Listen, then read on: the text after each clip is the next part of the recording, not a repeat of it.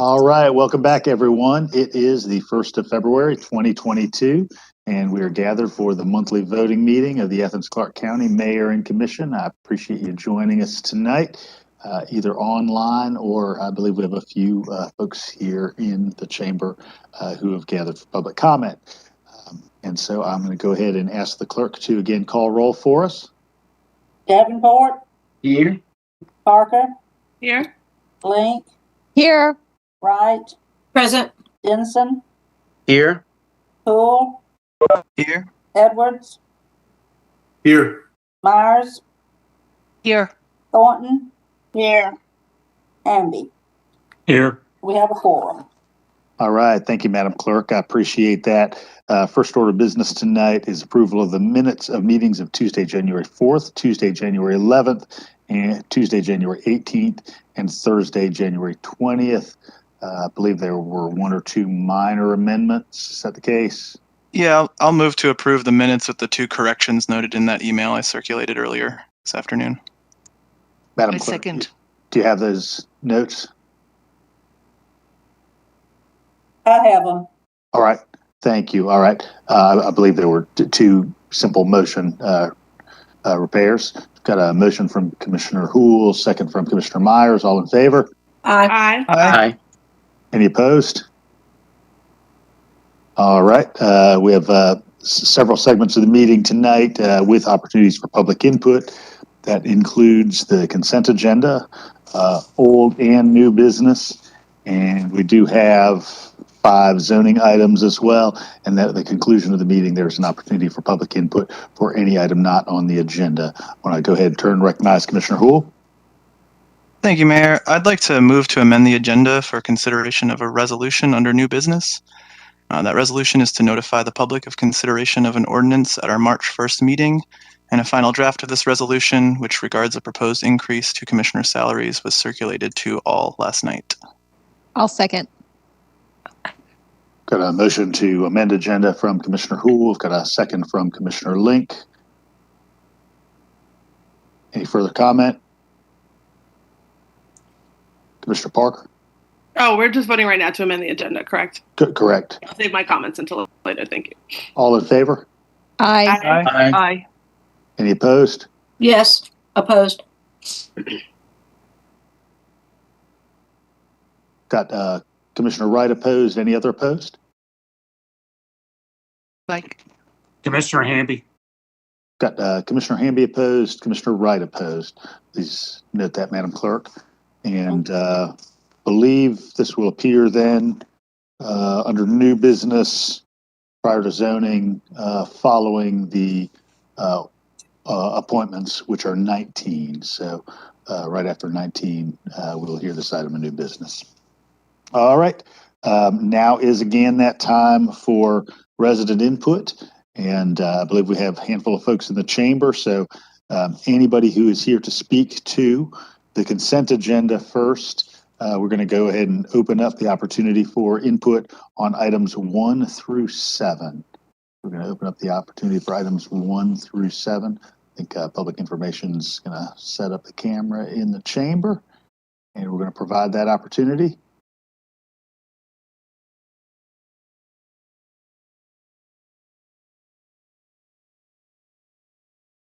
Is anyone here to speak to items 1 through 7? This is the consent agenda, 1 through 7.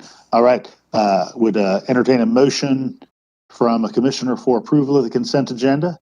Mr. Mayor, we have 3 ordinances on the consent agenda. I can read Thanks, them. Judd. Go ahead and do First that for one's agenda item number 1, Firefighters Grant, an ordinance to amend the FY 2022 operating and capital budget for Athens-Clarke County, Georgia, so as to provide grant funding, if awarded, from the Federal Emergency Management Agency, FEMA, assistance to firefighters grant program for expenses related to the purchase of a replacement ladder truck and for other purposes. The second one is agenda item number 2, related to the Tallassee Bridge Road, an ordinance to amend the Transportation Special Purpose Local Option Sales Tax 2018 program budget so as to provide additional funding for project number 8, Tallassee Road Bridge replacement, and for other purposes. And the last one on our consent agenda is agenda item number 3, related to the bus stop, an ordinance to amend the Transportation Special Purpose Local Option Sales Tax 2018 program budget so as to provide additional funding for project number 3, bus stop and transfer facilities improvements and for other purposes. All That's right. all the items. Yep. Thank you for that ordinance reading, Attorney Drake. Is there a motion for approval of the consent agenda? So moved. Second. All right, I've got a motion from Commissioner Denson and a second from Commissioner Parker for approval of the consent agenda. All in favor, please say aye. Aye. Aye. Any opposed? All right, consent agenda is approved. All right, now is that time when we have resident input for old and new business. So that is item 8 through 19. So if anybody is in the chamber to speak to items 8 through 19, you may approach the mic. You'll have 3 minutes to speak. When you have 30 seconds left, you will see the light turn yellow, and then at 3 minutes, the light will be red, and we have to move on to the next commenter.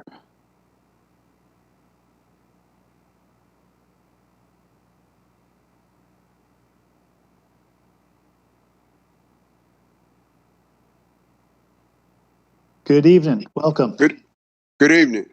Provide your name and let us know which item you're speaking to. My name is Willie B. Thomas. I live at 170 Carter Street. I represent the West Broad Advisory Board. And the group. And we have been following the TSPLOST work, and we support this Meyer, Link, Denson, Howell, and Parker CDO, and we appreciate the addition of the West Broad area pedestrian improvement and common project that Commissioner Link in particular advocated for to make our streets safe and friendly. Thank you. Thank you, Mr. Thomas. Appreciate it very much. All right, anyone else here to speak to old or new business? Just let us know your name and the item that you're speaking to. Jean Donahue.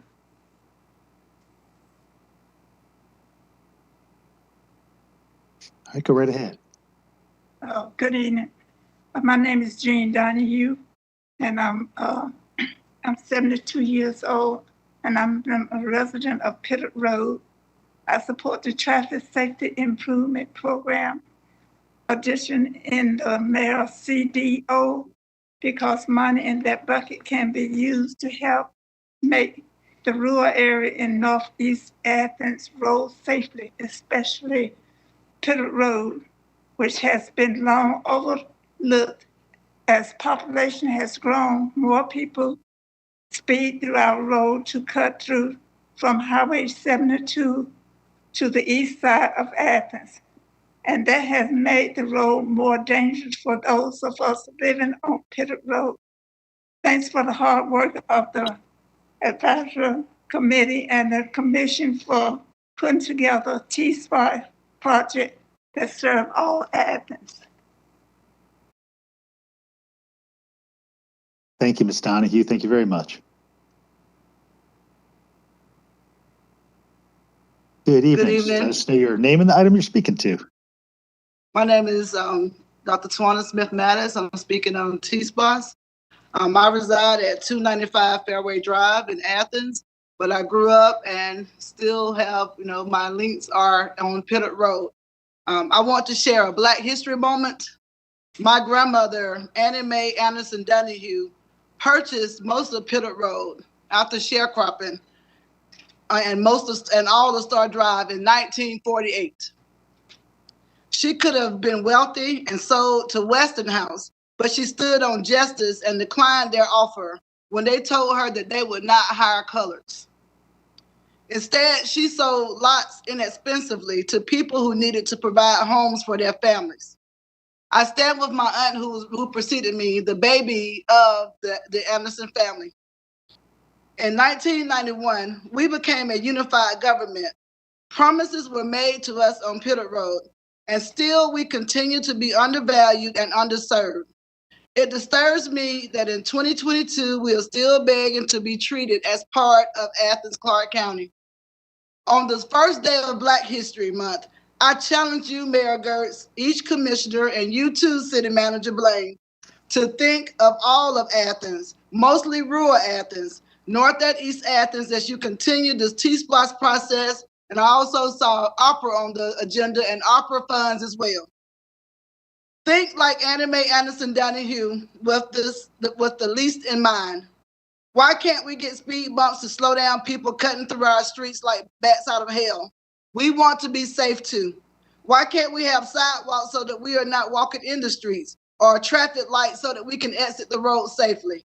Thank you, Commissioners Myers, Link, Denson, Hugh, and Parker, for putting forth the CDOs for supporting the North Athens Traffic Safety Infrastructure Improvement Program and the addition to West Broad Pedestrian Improvement. More funds are needed, but this is a good first step. Thank you. Thank you, Dr. Maddox.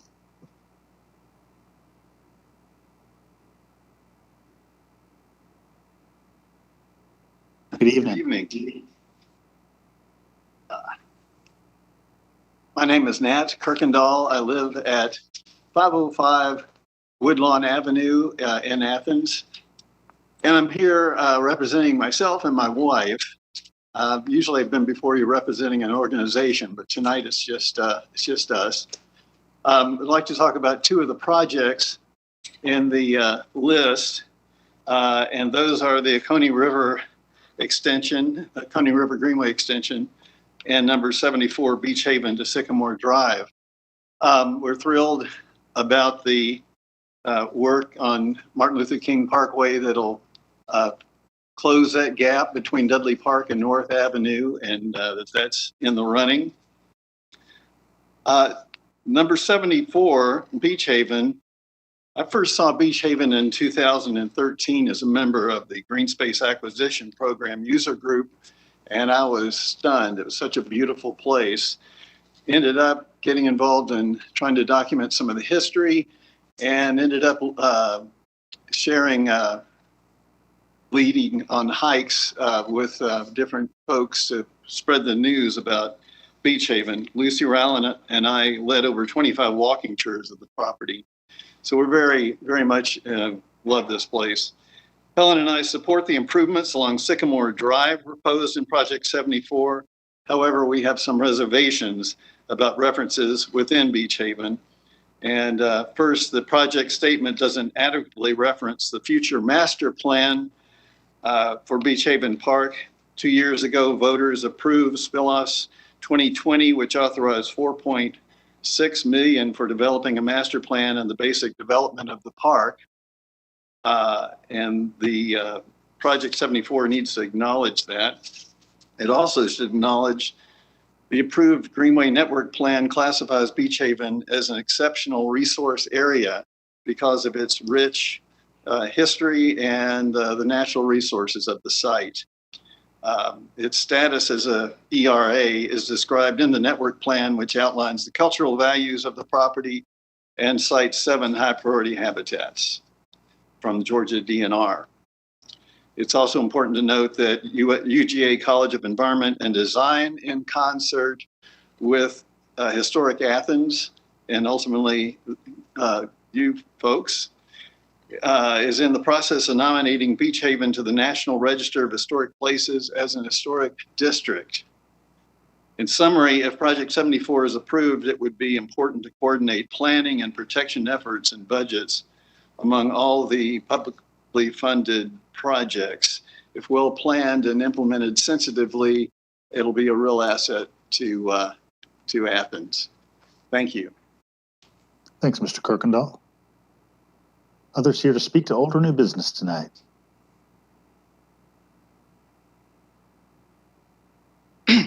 Mayor and Commissioner, I'm Fred Smith, live at 425 Rivermont Road. I'm here to speak on number 15, TSPLOST, as well as 16, the American Rescue Act. I move around in the community. I talk to a lot of folks. People are losing or have lost faith in this government to do the right thing. When we talk about American Rescue Funds, the funds have been here, I think, from Washington for maybe 10 months. And I've likened it to the fact that those funds were here because there is a crisis in the community. The community is on fire, it's drowning, and the funding was sent to kind of rescue or help folks out. But the funding has been, much of the funding has been sitting, I guess, in your bank account all this time. And in the meanwhile, we have folks who are being evicted, some maybe legally and some illegally, or were evicted when they were not supposed to be evicted. And there's nowhere to go. There's nowhere to go, because then it relates to the other item that I'm advocating for, is TSPLOST, I think it was item 24 on the original list, and that was the infrastructure to support affordable housing.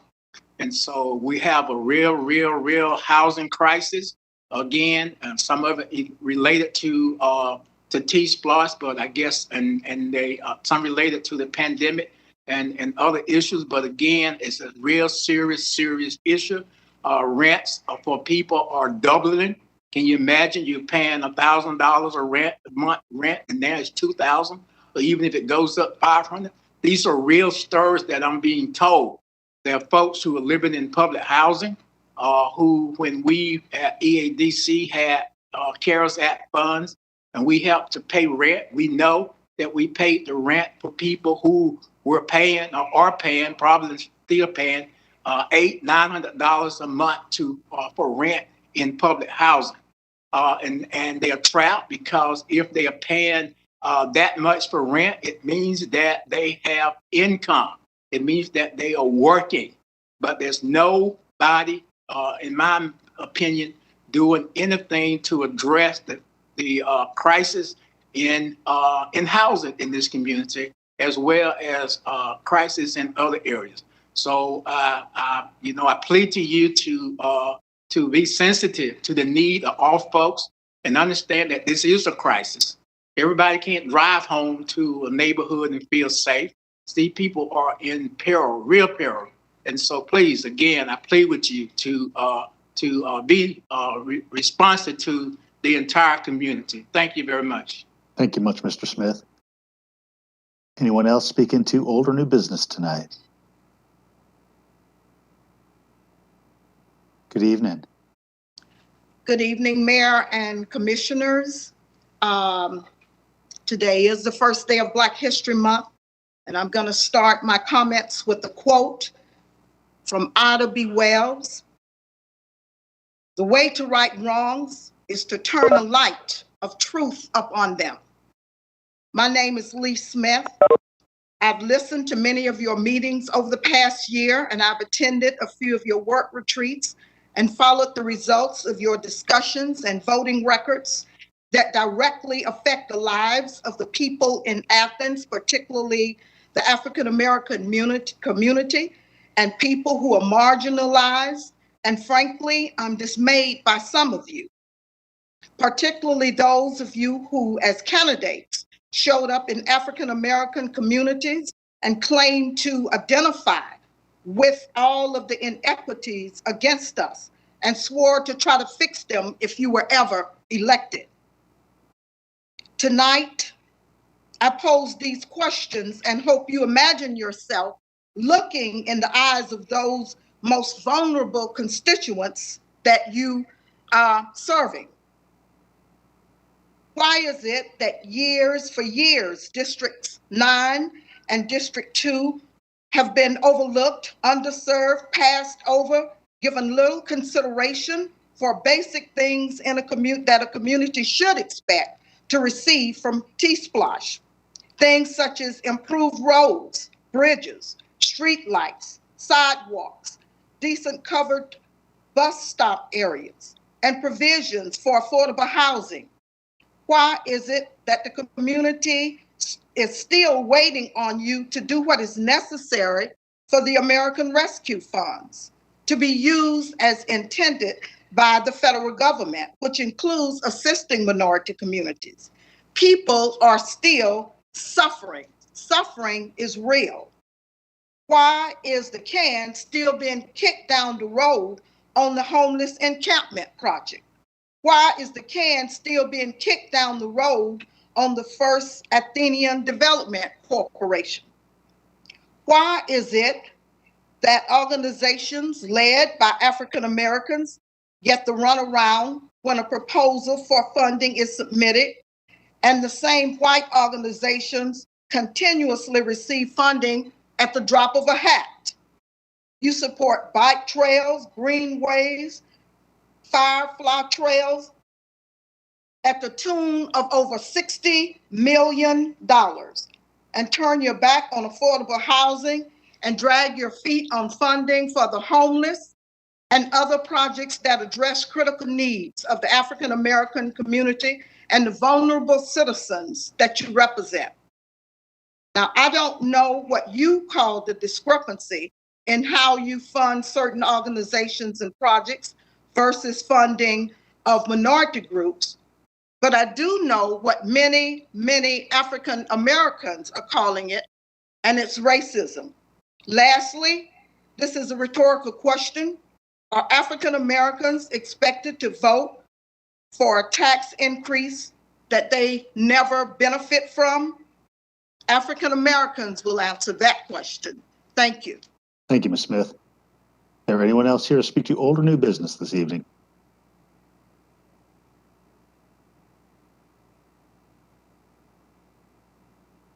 All right, seeing none, we'll go ahead and move to discuss the items on the agenda tonight.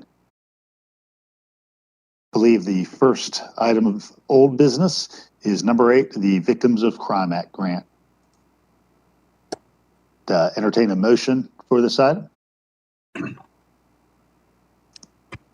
I'd make a motion to approve. Second. Motion from Commissioner Parker, a second from Commissioner Davenport. Any further discussion? Mr. Mayor, there's an ordinance associated with this. And if I could make some comments to my motion, that'd be great. Yeah, I'll have the attorney read the ordinance, so we've got that legally covered, and then I'll turn to you, Commissioner Parker. An ordinance to amend the FY 2023 annual operating and capital budget for Athens-Clarke County, Georgia, so as to provide grant funding from the Prosecuting Attorney's Council of Georgia for one full-time position and associated expenses to support assistance to crime victims and for other purposes. Thanks, Attorney Drake. Right ahead, Commissioner Parker. Thank you, Mr. Mayor. I'm happy to support this grant funding, but I have been reading a lot into the various potential uses of Stop VAWA federal grants and sort of comparing those with a lot of recommendations by criminologists and public health experts that have looked into some of the underlying causes of intimate partner violence, and think that moving forward, it'd be really great for us to explore avenues to help prevent more violence so that it doesn't end up coming to the courts in the first place. For example, housing has been identified as a really strong factor with regards to risk of intimate partner violence, particularly if a person that at risk of violence can't escape someone that they fear might be violent against them. One of the uses of Stop VAWA can be used for help for rent subsidies for folks that are fleeing potentially violent situations. So in future, looking into things like that could help keep our community safe. Though, at the meantime, I do really appreciate the good work that our solicitor's office is doing, and I'm happy to move this forward. Thanks, Commissioner. Seconder, Commissioner Davenport, any further comment? We on item 8, correct? Not Correct. 9. Okay, 8. no comment. The VOCA first, I think, right? Yeah, that's right. Item 8 is the VOCA. My apologies. No worries. Any further input on this item? All in favor? Aye. Any opposed? All right, hearing none, motion carries. All right, item 9 is the VAWA grant for the Solicitor's Office. So Can I get a moved. motion on this? So moved. Motion from Commissioner Wright. Is there a second? Second. Second from Commissioner Hool. Motion from Second Commissioner it. Wright. Second from Commissioner Hool. Commissioner Wright, any comment on this item? Nope, ready to vote. Commissioner Hool? Yeah, just briefly, and it kind of dovetails with what Commissioner Parker was saying. I really appreciate the letter we got from the Solicitor General's office, and I support this moving forward tonight. We got one for each of these based on questions we had last meeting. However, I think that the letter we received highlights some things that warrant further discussion with regards to how our community approaches the prosecution of and provides resources for all parties involved in altercations of incidents of violence. The letter that we received highlights some particularly egregious offenders, people you sometimes hear being described as stalkers or perpetrators of domestic terrorism. However, not all offenders are the sorts of people who fit that description. Many people who are charged with incidents of domestic violence are involved in fairly complex scenarios or are people who essentially don't know how to argue well. And so I think supporting the work of victims advocates is absolutely important, and I support this item tonight, but it is an incomplete approach to justice. And I believe that we need to do more to break cycles of violence and provide options for more people that are healthier than incarceration. With that in mind, I do support this tonight. Thanks, Commissioner. Any further input on this item? Mr. Mayor, I'll read the ordinance. Thank you, Attorney Drake. An ordinance to amend the FY 2023 annual operating and capital budget for Athens-Clarke County, Georgia, so as to provide grant funding from the Georgia Criminal Justice Coordinating Council for 2 full-time positions and associated expenses to support domestic violence cases and for other purposes. Thanks, Attorney Drake. All right. All in favor? Aye. Aye. Any opposed? All right. Motion carries. We're moving on to 10. And this is the first of 2 items that regard the exception to policy and procedure WS-011 regarding water or sanitary sewer services that are 1 lot removed from a public right-of-way. So Commissioner Parker, go ahead and turn to you if you'd like to make a motion and any commentary. I'd like to make a motion to approve and thank the property owner for taking the time to meet with myself and members of the neighborhood association. Any opportunity I have to make community members aware of what development's coming to their community, I try to seize hold of, because absent, rezones and planned developments, sometimes stuff just shows up in your backyard unless you're invited to a discussion about what that's going to look like. So I know that the attorney's office had recommended we perhaps revisit this policy to see if it could be streamlined such that public utilities can move forward on these requests without commission approval, since it is very standard that these are approved by the commission. So kind of begs the question of why they come to us. So I'm happy to discuss that possibility with my colleagues if there is interest, but I personally appreciate the opportunity for us to use these instances to generate community discussion where appropriate. But with that, I make a motion to approve. I'll second. And I'd like to add to Commissioner Parker's comments. I've had some of these in neighborhoods in my district, particularly in Hancock, where I've been reluctant to let them move forward without some community discussion. And I do feel like we need to revisit the policy so we just have a little more control of what kind of development goes, especially in communities that are seeing gentrification and very small lots that are regularly developed for student housing, where you end up bringing all kinds of other problems into the neighborhoods, particularly when it comes to parking and trash issues that are generated by high student density. Thanks, Commissioner. Any further input? All right, motion from Commissioner Parker, second from Commissioner Link. All in favor? Aye. Any opposed? All right, motion carries. All right, Commissioner Parker, number 11 is a similar request in your district. Any further input, or would you like to make a motion? No, sir. Motion to approve. I'll right. second this one as well. Motion from Commissioner Parker, second from Commissioner Link. All right, any further input? All right, seeing none, all in favor? Aye. Any opposed? All right, motion carries. All right, we're going to move on to item 12. Item 12 was originally with us mid-November 2021 regarding private pump station and forced main at 5100 Atlanta Highway. I think both Commissioner Hoole and Manager Williams provided some correspondence regarding this item. So Commissioner Hoole, I'll give you an opportunity to go ahead and make a motion and discuss. Thank you, Mayor. I'd like to move to approve the commission-defined option in our packets, items A through F. If I can get a second, I'll save my remarks for after that. I'll second. All right, motion from Commissioner Hoole, second from Commissioner Miles. Go right ahead, Commissioner Hoole. Thanks, Mayor Pro Tem and Mayor. So I don't have a whole lot to add that we haven't talked about before, except a great well of appreciation for everyone's patience on getting us here and for the large amount of deliberation and thought and work that staff put in to get us here. I would like to give the manager an opportunity to maybe just explain a little bit of why some of these things are captured. But before I kick it over to him, I just want to say that, solar has gotten a lot of the attention in our discussions here. And while that is a component of this CDO, it's actually in my mind, not the most important. I mean, I don't want to pretend like something is necessarily more or less important than another. Sustainable infrastructure is crucial, I believe, but we have this gravity-fed sewer system where there's basically no pump stations of this scale anywhere in our community.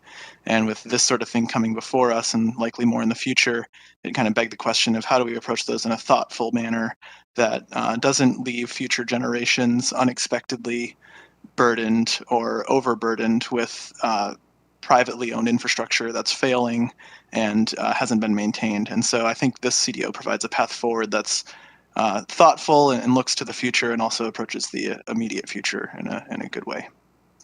Manager Williams, would you like to kind of share a little bit of the many go-rounds you and public utility staff have had on this?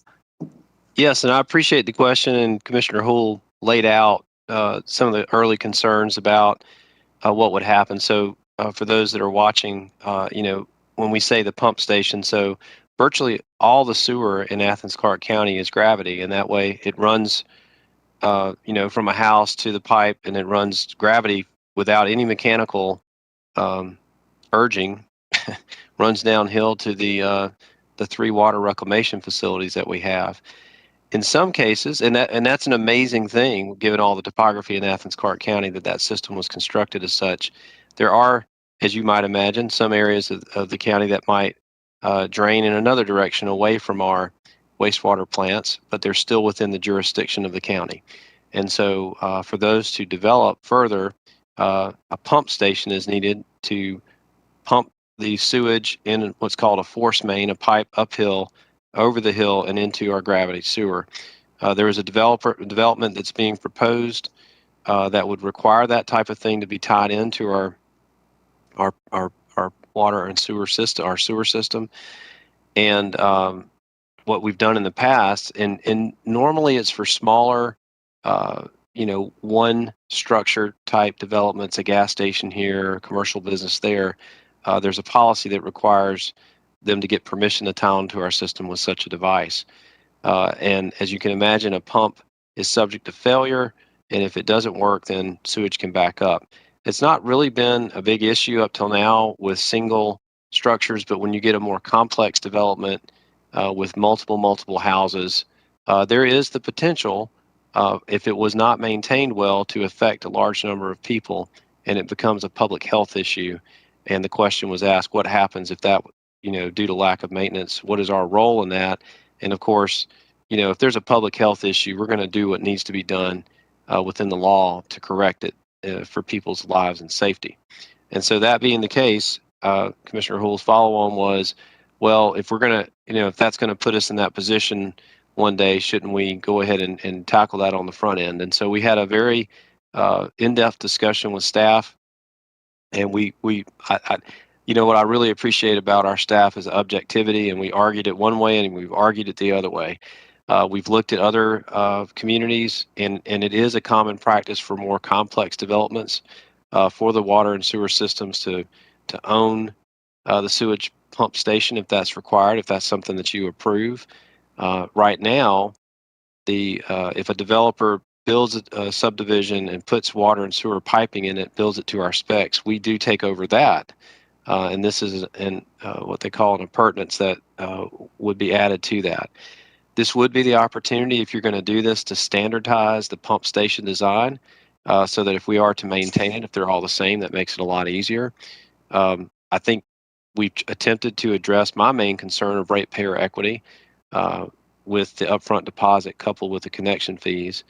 And one other thing is that if we don't maintain this system, there's something called infiltration and inflow. So when rainwater gets into the system, it can surcharge our plants, and we're always looking for weak points in the system to correct that, because that causes a lot of stress on the organisms down there. And if we have a pretty large development, it could be a potential weak leak for I&I in the future. So for those reasons, and after further reflection, we go ahead and staff can support a public ownership of this, but as the CDO lays out, and I will say it was in the Jefferson River Road pump station approval. If there was another one forthcoming in the future, that we need to go ahead and set aside a full-time position to maintain these as they become part. We wouldn't hire this person immediately. This would only after all this comes online. But that would be the extra ask. And we would like to come to you with a policy that formalizes how these are accepted, asked for and accepted in the future. And we'll be working on that if you agree. Thank you, Mayor. Thank you, Manager Williams. Any further questions of Manager Williams or comments on this item? Just one more clarifying point there, and that was fantastic, Manager Williams. Thank you so much. That position that's going to be authorized, that we're authorizing, that will be funded at some point in the future, that'll be funded through the enterprise fund of the Public Utilities Department, correct? Yes, it will. Okay. Commissioner Myers, a seconder. Any further input? No, I just wanted to thank Commissioner Hull for putting this forward and doing the work with staff. I think one of our roles as commissioners is to think about what Athens is right now, but also to think about what it'll be 30 years from now. And the idea that we'll have a policy and develop one that'll address that situation in 30 years from now for homeowners in developments that use these kind of pumps is excellent. And I'm really glad that's going to be happening. Thank you. Thank you. Commissioner Link. Yeah, I also want to thank Commissioner Hull for his diligence in pursuing this. It's really preeminently important that we are constantly looking to the future and our obligations to future generations when it comes not only to environmental issues, of which sewage most certainly is, but also economic situations of future homeowners who might be impacted by this system and on the hook for repairs to it if it does fail. So I believe it is government's obligation to take care of these basic services, and this is a step forward in assuring that folks into the future will have those kind of very, very necessary services. Thanks, Commissioner. Any further input on this item? All in favor? Aye. Aye. Aye. Aye. Any opposed? All right, motion carries. All right, we are moving forward to item 13, which is TSPLOST 2018, Project 16, which are the Prince Avenue corridor improvements. And here we have in front of us the proposed priority projects list. We discussed this work session recently and then have gotten input from the public as well. So I'd entertain a motion regarding this item. I'll move to approve. Second. All right, I've got a motion from Commissioner Lick and a second from Commissioner Denson, both corridor representatives. As a motioner, Commissioner Lick, some comments.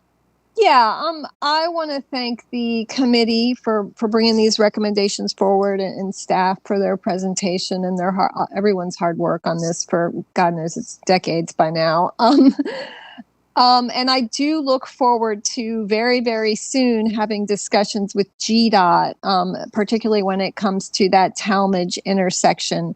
Commissioner Denson and I had a meeting with neighborhood representatives and Piedmont Athens Regional Medical Center representatives last week to hear about the very, very soon plans for opening up the new tower, and that main entrance to the hospital will be on Talmadge Avenue. So there's going to be a lot more traffic turning into that, through that intersection and on that street. We're concerned about pedestrian improvements, and I did send some questions out to staff about that. But I just want to make sure that we are engaging the public properly with GDOT because it is a state highway, and that we're prepared to dedicate the resources to properly improving that intersection and making it that street as safe as possible for pedestrians. Thanks, Commissioner. Commissioner Denson, a second or any further input? Yeah, thank you, Mayor. And I also want to thank the committee who worked on this and did fantastic work and brought these recommendations forward, which are very thorough and well thought out. They're also very expensive, though. And it's something we have to realize that the money put aside here is not enough to fund this, which I think is even more important, which we'll get later on down the agenda, that there is some funding put from the upcoming TSPLOST to be able to continue on the needed improvements in this area. And I also look forward to GDOT finally scheduling the town hall that we've been told about the last few meetings to be able to work on this so that we can talk to them, and that so the hospital can also be with us advocating for those improvements on the Talmadge intersection also. Thanks, Commissioner. Commissioner Myers.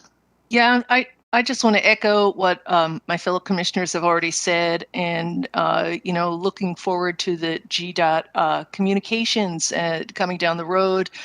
In addition to the Talmadge Prince a park intersection, there's also the question of the raised medians and access to businesses and other child care centers and such that I think really need to be discussed among the user group and the neighbors there as well. So I look forward to seeing this move forward.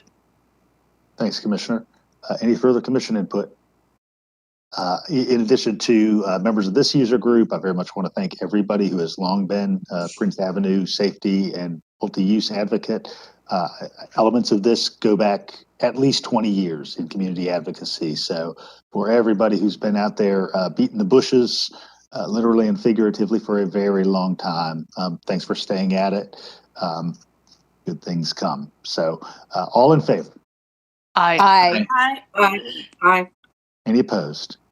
All right, motion carries. Look forward to these projects getting on the ground. 14 is an item for acquisition of integrated ballistic identification system. And we've discussed this in a recent work session for members of the public. This would allow us to very rapidly identify the source of munitions, casings, and bullets that our police department finds, ensuring that investigations happen rapidly and that those elements don't have to be sent off and that we cause delay in moving to determination of a crime. So entertain a motion regarding this. Move to approve. I'll second. All right, I've got a motion from Commissioner Edwards, second from Commissioner Link. Commissioner Edwards, any comments regarding this item? Glad to support the acquisition of this tool to help solve some gun violence crimes being committed in our community. Thanks. Commissioner Link. Yeah, I'm excited about this. I guess it's a device because it will help identify the weapons from which some of these casings come, and possibly identify original owners of weapons who may have had their weapons stolen. I did send an inquiry out to the attorney about possibilities of local ordinances that could penalize gun owners who don't secure their weapons properly, particularly in vehicles, because we frequently have the weapons stolen from vehicles. So I look forward to further discussion about how we can make our community as safe as possible, assure that people who do legally own weapons do so responsibly, and that those weapons do not fall into the wrong hands. Thanks, Commissioner. Any further input on this item? All right, all in favor? Aye. Aye. Aye. Any opposed? All right, hearing none, motion carries. All right, moving forward to an item that we've been working on obviously for many months, and every member of this body and every member of staff in the attorney's office have given a lot of energy to, and certainly we've gotten input tonight as well as in many prior meetings and emails from members of the public. So I want to thank them all for being very active and engaging with us. And that's the TSPLOST 2023 final projects list. And Commissioner Myers, as Mayor Pro Tem, I want to thank you very much for spending lots of energy engaging with other colleagues here so that we can assemble a list that's going to do a lot of good for the community. So I would entertain a motion, Commissioner Myers, and if you'd like to make some comments. Yeah, I want to make a motion to approve the commission-defined options submitted by myself and Commissioners Houle, Link, Denson, and Parker. I'll second. All right. And Commissioner Myers, go right ahead. Sure. I'm really excited to be submitting this TSPLOST CDO. I'll not go through each of the 32 projects, but want to highlight some points. And for those at home, I refer you to the CDO agenda item for a complete list. It's a little confusing because there's two lists, but on page 13 you'll find the CDO followed by descriptions of the projects, and then an Excel sheet that gives some explanatory comments as well. But back to the highlights. There's $34 million for corridors, making them safer for people walking, biking, on buses, and in cars. Atlanta Highway, Lexington Road, Prince Avenue, Jefferson Road, and Timothy Road. There's $23 million for underserved neighborhoods and lower income residents in Stonehenge, Westchester Drive, the West Broad neighborhood, Sycamore Drive, North Athens, and East Athens. There's $27 million for our Athens transit bus system, serving all Athenians, especially those with no car access. There's $30.5 million for countywide projects to maintain road pavement and bridges, replace culvert and live stream pipes, failing traffic signals and street signs, and addressing speeding and safety concerns on our roads, all the boring work that cities are dependent on to do. There's $9 million for our ACC vehicle and truck fleet to electrify those vehicles as we replace them, and $7 million to finally finish our ACC long in progress Firefly Trail, providing safe walking and cycling on the last section along Spring Valley Road between East Athens and Winterville. And a much reduced bucket of $8 million to Athens in Motion to continue to do its work on sidewalk and master plan. In total, there are 32 projects, 8 buckets, and 24 individual projects. Please note that the North Athens projects listed on the TSAC list were gathered into a bucket at the preference of the Commissioner for District 9 and the committee she's worked hard with. A strong attempt was made to honor the work of the advisory committee. One small project was removed because it's better suited as a school district project. The Beach Haven multi-use path was narrowed in its focus to the sidewalks on Sycamore Drive, since the park money will not come available till 2030 for Beach Haven. Just in ending, special thanks again to the TSPLOST advisory group for the hours and hours they spent reviewing the long list of 91 submitted projects, equaling 4 times as much money as we have to spend. Thanks to the sponsors of those projects, both from the ACC staff and more so from community groups. Also, much appreciation to all of my colleagues whose input was instrumental in putting this together, for staff's help, and especially to my colleague, Commissioner Houle, who spent hours working with me on the spreadsheet and sticking up for transportation public works staff who keep our roads working each and every day. Thank you. Thank you, Commissioner. Commissioner Link. Yeah, first of all, I'd like to thank Commissioner Myers for taking on the Herculean task of coming up with this CDO, communicating with us all. I can't think of anyone who's more preeminently qualified to take this on, considering her long history serving on SPLOST and TSPLOST committees and on the Athens in Motion committee. She has an intimate knowledge of these issues and budgeting priorities, and it's been we're really lucky to have her on this commission to pull off something as complex as this. And I feel like we've come up with a list that has identified real priorities in the community, has identified communities that have been neglected for a really long time, and allocated funding that will really transform some communities and enable folks to get around without having to get in their cars. And I appreciate her hearing us out, those of us who recognize that some very important projects did not make it to the committee recommended list, and shuffling around funds and understanding that some projects were not feasible, considering that they were leading to places that would not be developed for several years out. I appreciate the folks from West Broad who came out to support the pedestrian improvements project there. We had money for that in our previous TSPLOST, but most of it's being eaten up by the roundabout. So we will have some funding left over to address some dire traffic calming and pedestrian safety needs within those neighborhoods, Hancock and Rock Springs. I'm very excited to support this list, and I just appreciate everybody who weighed in, and Commissioner Myers for kind of orchestrating and herding the cats to get us all on this page.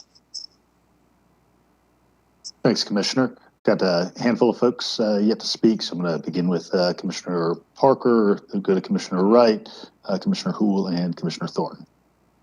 Thank you, Mr. Mayor. I also would love to thank staff as well as my colleague that put in numerous hours into this CDO. I do want to highlight for the public that I don't have the exact numbers in front of me, but compared to previous TSPLOST, this is the most equitable TSPLOST that has a list that has been brought forward. I seem to recall, I think, at least a quadrupling of the number of communities submitted projects. And for districts 2 and 9, and District 2 particularly, all of the district-specific projects are on this list, including, the Gospel Pilgrim Greenway connector that is going to give children at Howard B. Stroud and 4th Street Village access to African American history, in addition to giving them safe passage into Walker Park.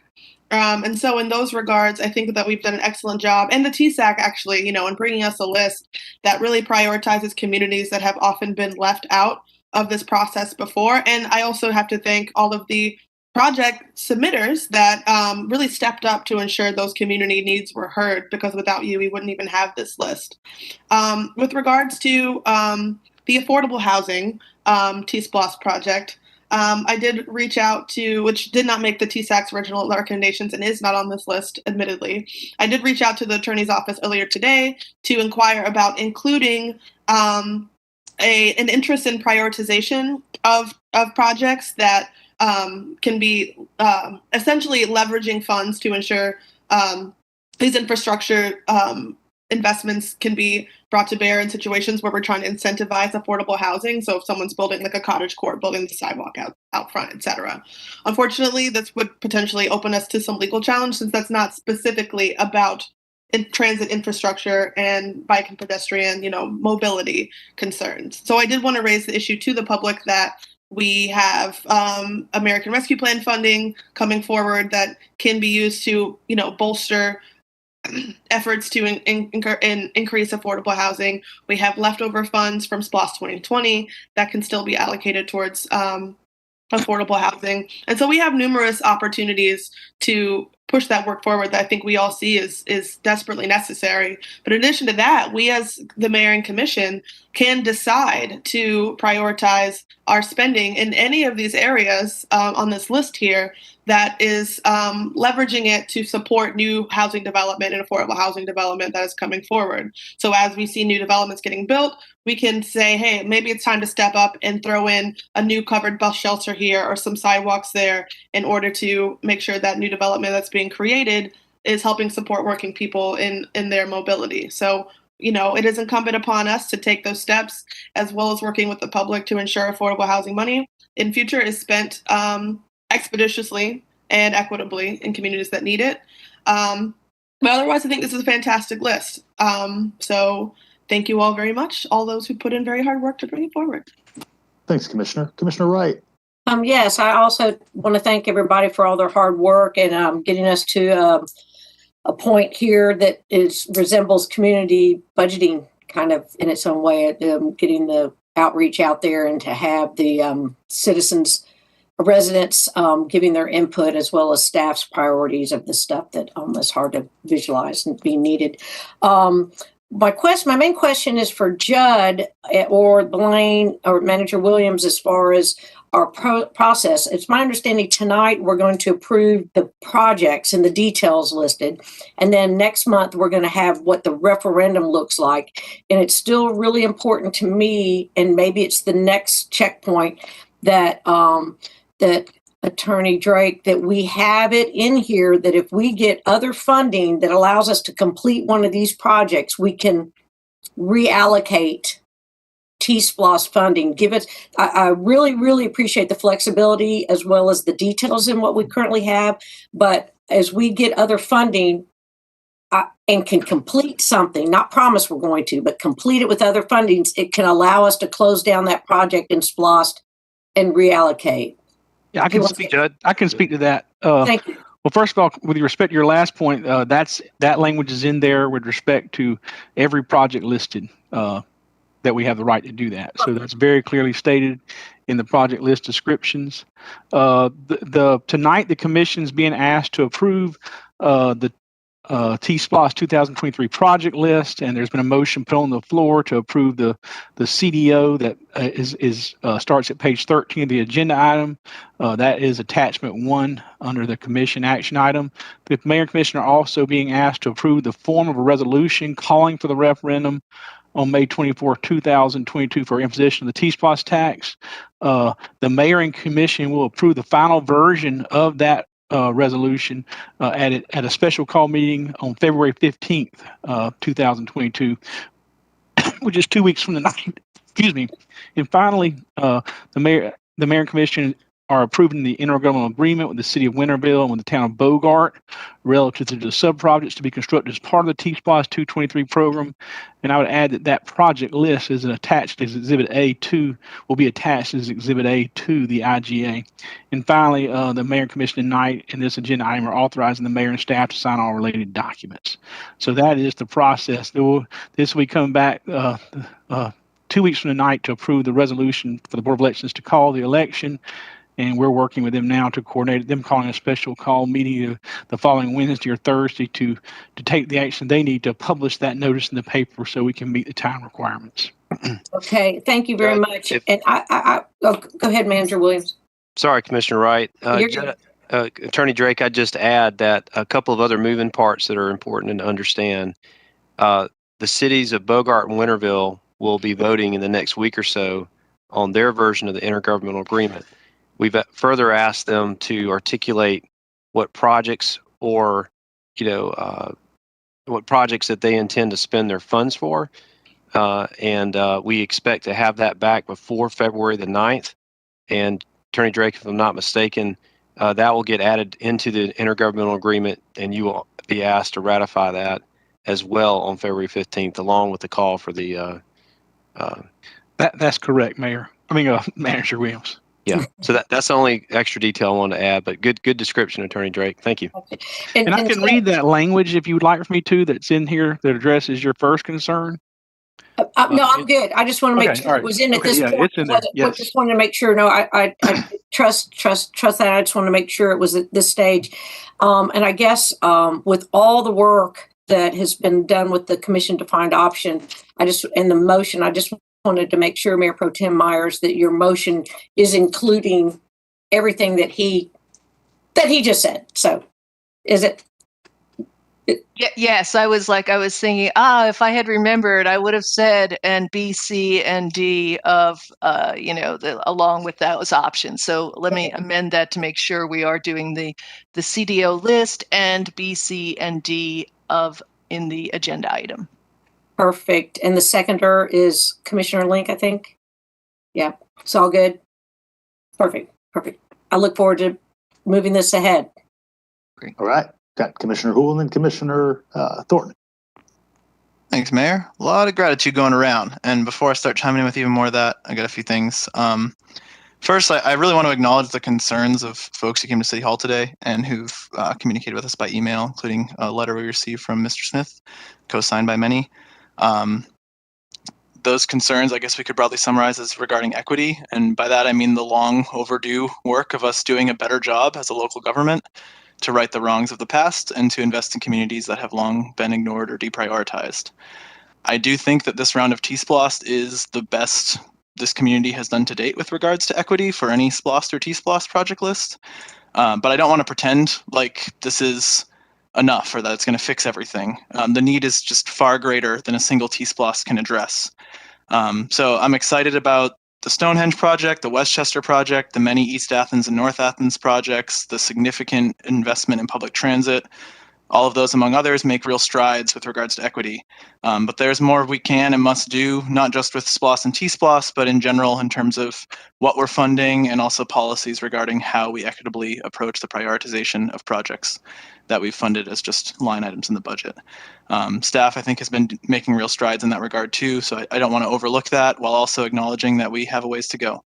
A few specific things, Beach Haven is in District 6, at least as it's currently drawn, and a lot of folks have been advocating for that, and this CDO will refocus the scope of that project to really hone in on making sure the Sycamore Drive component is done, and then it recommends that the next round of TSPLOST include the fuller realization of the Beach Haven project, and hopefully that will time well with the SPLOST Beach Haven project, so that we can be ensuring equitable access from many angles, while also building out that park to be what people dream it can be.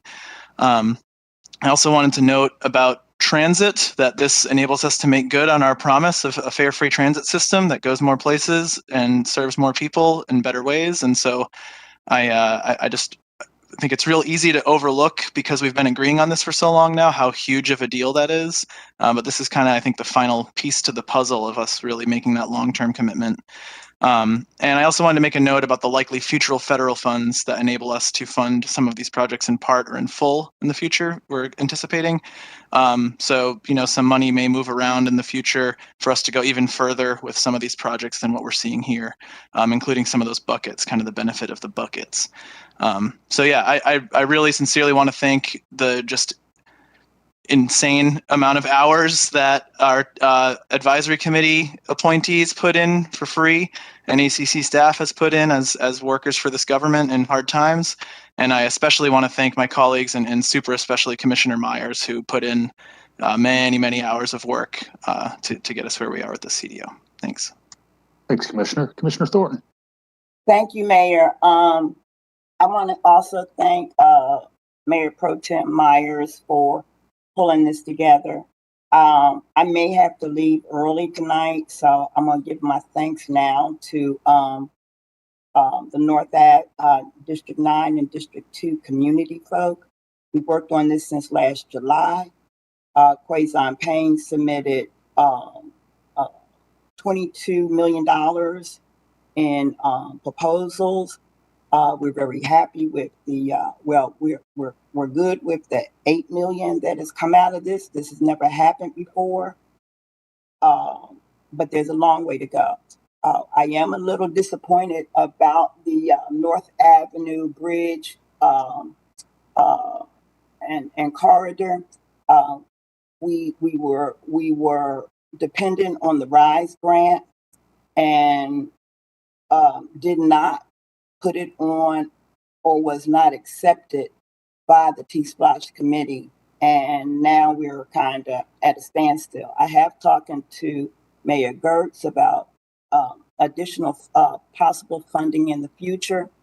Also, hopefully that since the committee and everyone and the majority of people realize that North Avenue corridor really needs attention, I hope when we develop a strategy or plans of the infrastructure money that we will keep in mind and move the North Avenue project up. I want to thank everybody that worked on this in North and District 9 and District 2, but I'm afraid I'm going to forget somebody. But I am going to thank Quazon Payne and Fred Smith, because they oversat and they sat on those proposals like they were hatching eggs. So I do want to shout out to those two people, but all the other folk that met at meetings, met with staff, wrote up stuff, came and spoke. District 9 and District 2 is on the rise, because this is what community participation looks like. And I don't think we would be having this kind of comments if these two districts did not come together. Thank you. Thanks, Commissioner. Commissioner Denson. Thank you, Mayor. And I just want to take a short moment also to thank all the staff, and also definitely to Mayor Pro Tem Myers for all the hard work getting this CDO together, and all of my colleagues also for coming together with it. But also huge thanks to the TSAC. I especially want to thank Katrina Huff and Scott Long, who served so well for District 5 and put in all those hours, many hours. And also it's important for us to think that some of these members of the TSAC are going to continue working going forward as they advocate for this on the resolution when it comes on the ballot, and also, of course, working as oversight moving forward too. So the role that residents have served in this process is amazing and commendable, and including all the people who wrote and submitted projects. And and definitely for the TSAC for really understanding that push for equity and really ensuring that it was kind of baked in there with their recommendations. And I also just want to appreciate that we're able to move around that funds, find flexibility so that we were able to get safety corridor improvements for Jefferson Road and Prince Avenue on there so we can continue the work that's happening there. And as my colleague Commissioner Hull brought up, kind of the huge step forward and a huge equitable step forward with us basically baking in a way for us to provide zero fare public transit to all who need it, so they can save a little bit more money and still be able to get around our community for the next 5 years. So I'm very excited to see this move forward. Thanks, Commissioner. Mr. Thornton. Commissioner Denson did remind me, I said I wasn't going to call names, but I do got to give, I am going to take a moment to thank Daryl McManus and Mallory Osteen. They put in those hours. Mallory served as vice chair on the TSPLOST committee. We're going to continue working in District 9, but I do think, again, the move that we made is how and why we're at this point now. I don't think it would have happened if we had not started moving down this road. Thank you. Thanks again to all the TSAC members and community advocates. It's been a Herculean effort in a relatively short period of time. We fortunately have been collecting more pennies than we anticipated, which is why we're moving this to the May ballot rather than November. So that's a good thing because it means more projects are going to be on the ground faster. So, all right, I believe I've got a motion from Commissioner Myers. The second was from Commissioner Link.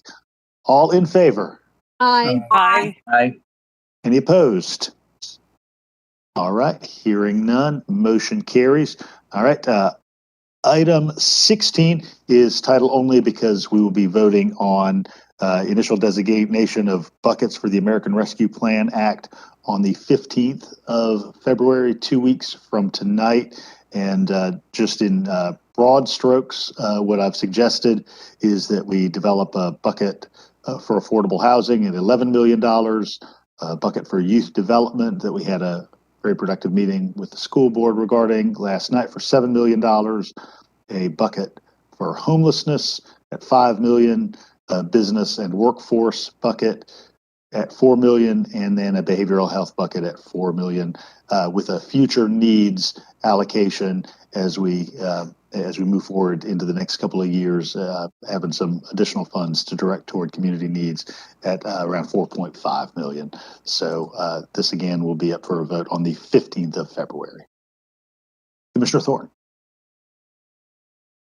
You're muted, ma'am. At our last meeting that you had point organizations. I would still like to reiterate that we look at co-partnerships and be more intentional of having equity in these decision-making roles. I just want to put it back out there. Thank you. Thanks, Commissioner. Commissioner Parker. Yeah, on Commissioner Thornton's point, it was brought to my attention today, for example, that the Georgia Initiative for Community Housing has been identified as the overseeing entity for our affordable housing bucket, but it doesn't contain any people of color, from my understanding of the former committee composition.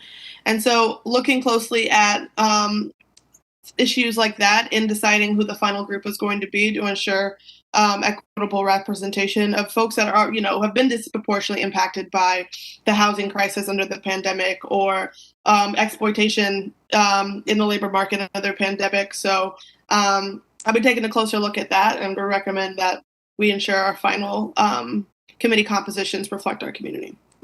Thanks, Commissioner. I would note that in all of these areas, I would advise direct community engagement. So we are talking to those folks on the street, so to speak.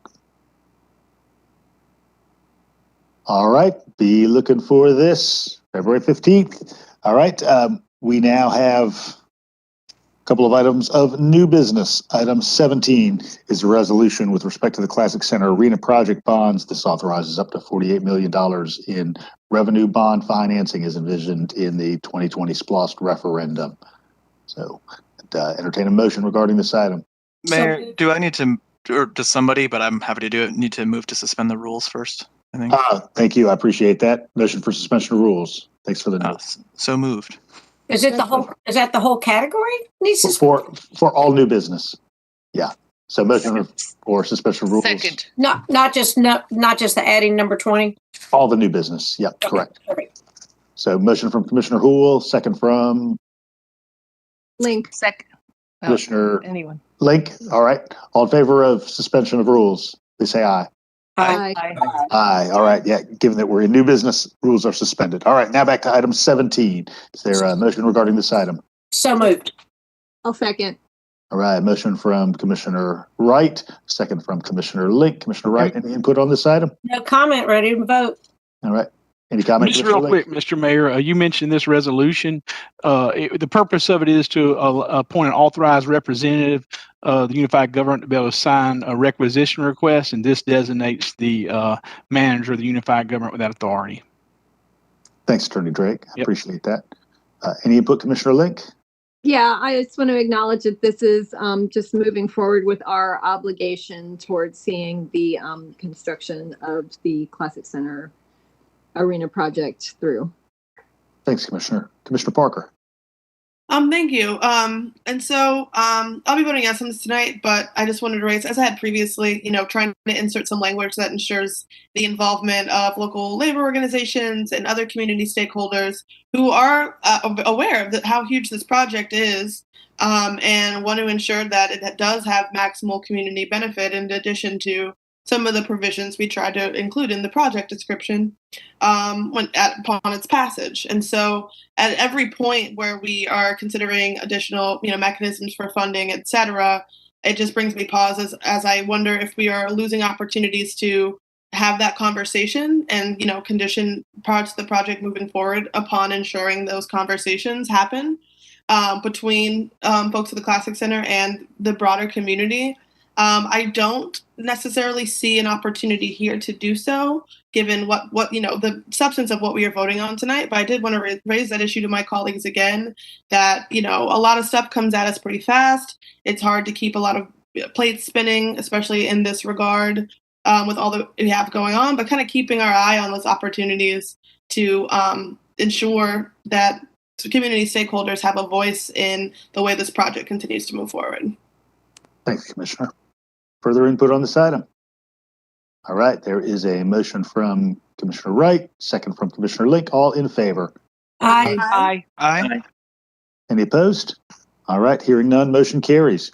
All right, item 18 is the ordinance for the 26th declaration of a local state of emergency. And so this is just a replication of the existing state of emergency. To entertain a motion regarding this? So move. Second. All right, And I'll read it real quick, Commissioner Mr. Mayor. Link, second from Commissioner Hool. Go right ahead, Attorney Drake. An ordinance for the 26th declaration of a local state of emergency related to COVID-19 and for other purposes. Thank you, Attorney Drake. All right, motion from Commissioner Link, second from Commissioner Hool. All in favor? Aye. Aye. Aye. Any opposed?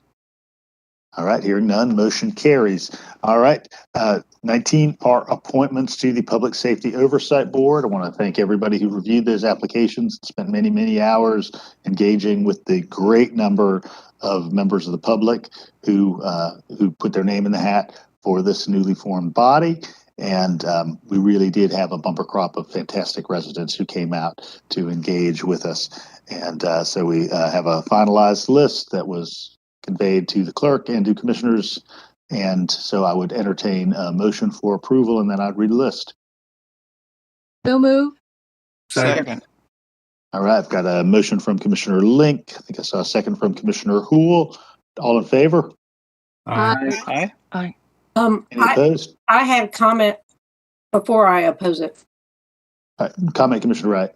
I also applaud the residents and the community members who were dialed in and applied and came to the interviews, and also my colleagues who were able to be at all the interviews and those who were able to be at a good bit of them.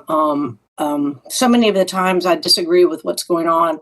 It's because of process, lack of consistency, lack of policy, and the interviews as well as the process to select the board were not standard.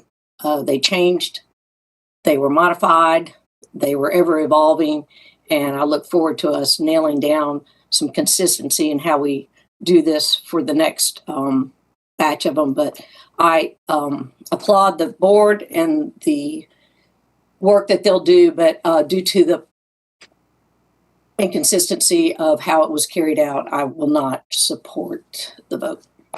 Thanks, Commissioner. Commissioner Link. Yeah, I just want to remind everyone that, you know, under our charter, the mayor is tasked with appointing committees. He is under no obligation to consult with this body in appointing those committees. So I really do want to thank the mayor for, you know, really involving the commission in interviewing these folks. And we did get a bumper crop of eminently qualified folks from diverse corners of the community, and it was really difficult to hammer it down. And I do hope that many of the folks who did not make the final list will be back before us interviewing for other boards and commissions in our community. We do have this Human Relations Commission coming up, and there are plenty of folks who interviewed for the Public Safety Oversight Board that would be very qualified for that. So yeah, I do want to thank the mayor for engaging this body in the process. And it was cumbersome because it was a very democratic process, and democracy is very cumbersome. And it did involve juggling a lot of different personalities and time schedules and nuances when we have a brand new board with a long list of members and a real commitment to diversity on that board. It is extremely crucial that we had diversity on this board. So I'm very happy with the final list, and I do again want to thank the mayor for taking on this. Thanks, Commissioner. Commissioner Thornton. I'm going to, I guess I'll be, my nickname is going to be Miss Abstain, because that's what I'm going to do. As of today, this morning, I voted, well, that's executive session stuff. But even as of this morning, I was totally confused. I hope this committee will do a great job. I did miss the second day. So I do not want to do a no vote because some of the candidates I did not get to interview. But like I said, even as of this morning was very stressful for me. So I'm going to be abstaining from this. Thanks, Commissioner. Noted. Commissioner Hamburg. Sure. Thank you, Mayor. I'm a bit confused, and I appreciate those of y'all that were able to go to the interview sessions, and I know you spent a lot of time on it. So I am a bit confused, though, Mayor. Did everybody that went to the interview sessions, was everybody interviewed? Were all the applicants interviewed by everybody or not? The bulk of applicants were interviewed by everybody. There were some who were interviewed by the majority, but not everybody. A couple commissioners had to drop off for one or two, or in Commissioner Thornton's case, as she noted. So did all the commissioners that from the nominating committee, I guess, have equal weight in how they decided who was going to be on the committee? Yes, they were all provided equal weight in deciding how they're going to be on the committee. Even though they didn't all attend the interviews? Some, that's correct. That's correct. So does that seem very fair? Commissioner, given that there were about 20 hours of interviews, some commissioners couldn't attend all 20 hours, but all had application material, all had opportunity to discuss, all had 2 rounds of discussion of those, and narrowed the list twice, first to more than a dozen and then to the final line. Okay. And just one more point to Commissioner Link's point. This is a mayor and commission decision. The ordinance that we passed that you were a committee part of the committee requires that the commission vote to approve this list. So the mayor has appointment over other committees, but this one was not one of those. Thank you. All right. Further input before we get to this. Commissioner Myers. Yeah, hi. I just want to, I am supporting this list, and I just want to address a few of the points that were brought up. I was in attendance both days, as many other commissioners were, and other people had really good reasons, like working jobs that they were at and such, to not be there. As someone who's interviewed a whole lot of people, I was actually pretty impressed at how consistent we were. There were Mayor Gertz had 3 questions that were given to all people. And then there were 3 commissioner questions. If one of those commissioners was not present, the others of us made certain to ask that question. So the process there felt pretty consistent to me. It was a challenge in terms of the voting, and because of the 45 people and balancing all the varying characteristics that we list in the ordinance that put this commission into existence. So it was a learning process, but the process, I learned a lot, and addressing Commissioner Hamby's concerns as well. There were 45 applications with resumes as well that could be reviewed. And so things did seem pretty consistent to me. So anyway, those are just my thoughts, and I will be supporting this slate. Commissioner Houle and Denson. Thanks, Mayor. Yeah, Mayor Pro Tem Myers covered a lot of the points I thought were especially pertinent to bring up here, but I guess just to clarify for everyone, I mean, I know some of y'all weren't at any of the interviews, but about half of us were at basically all of them, and those folks were involved in kind of the initial deliberation at the end of marathon day 2, and that kind of narrowed our pool, and then we went through a series of kind of spreadsheet based further narrowings to try to get us to this final list. I don't think, if we theorize a perfect process, I think there's one that could have been better or more clearly laid out ahead of time, but I do appreciate that the mayor did very clearly communicate to us at each stage kind of what the instructions were for that phase of things, and we were trying to move through it, fairly quickly to get from the interviews on Wednesday and Thursday to this meeting today.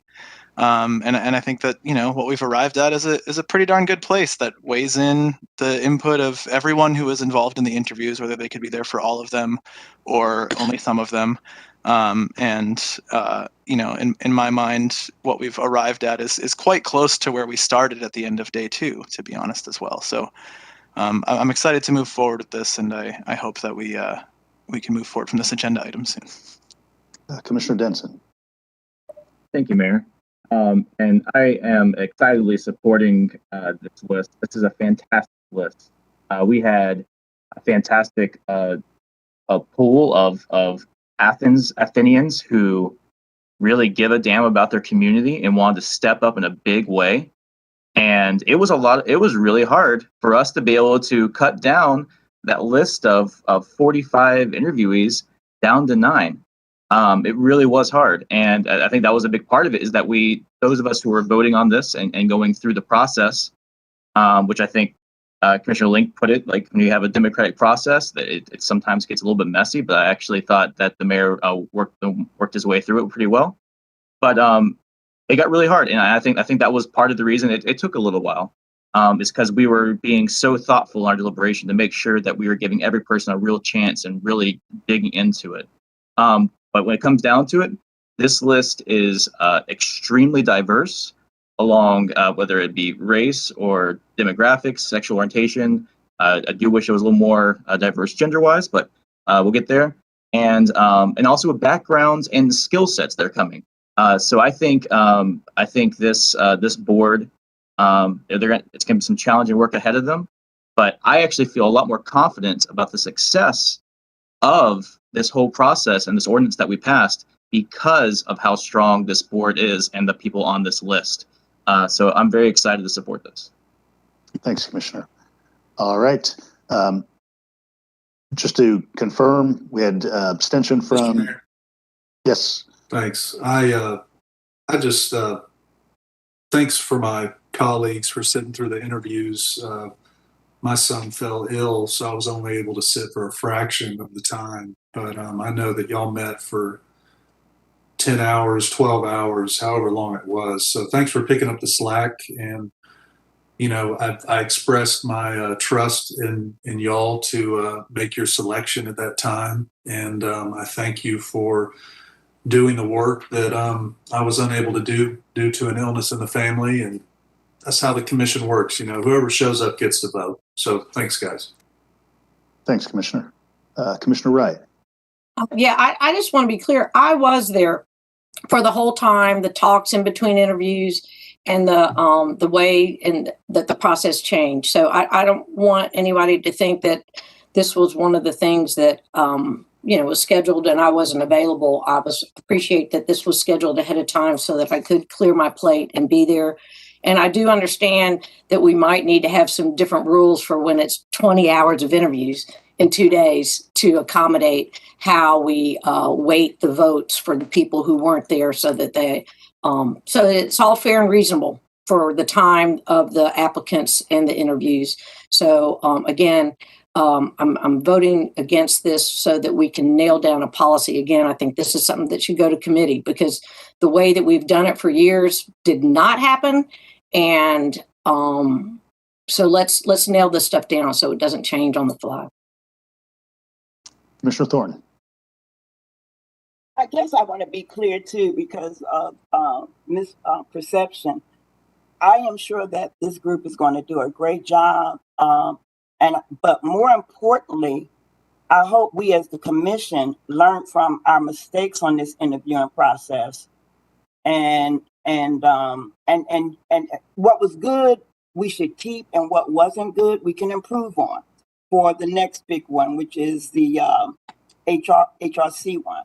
So I'm not saying that that throw the baby out with the bathwater, but I am saying that I just don't feel comfortable, and hopefully we can improve, we can do good the next big go around and improve where we were a little bit off topic. Thanks, Commissioner.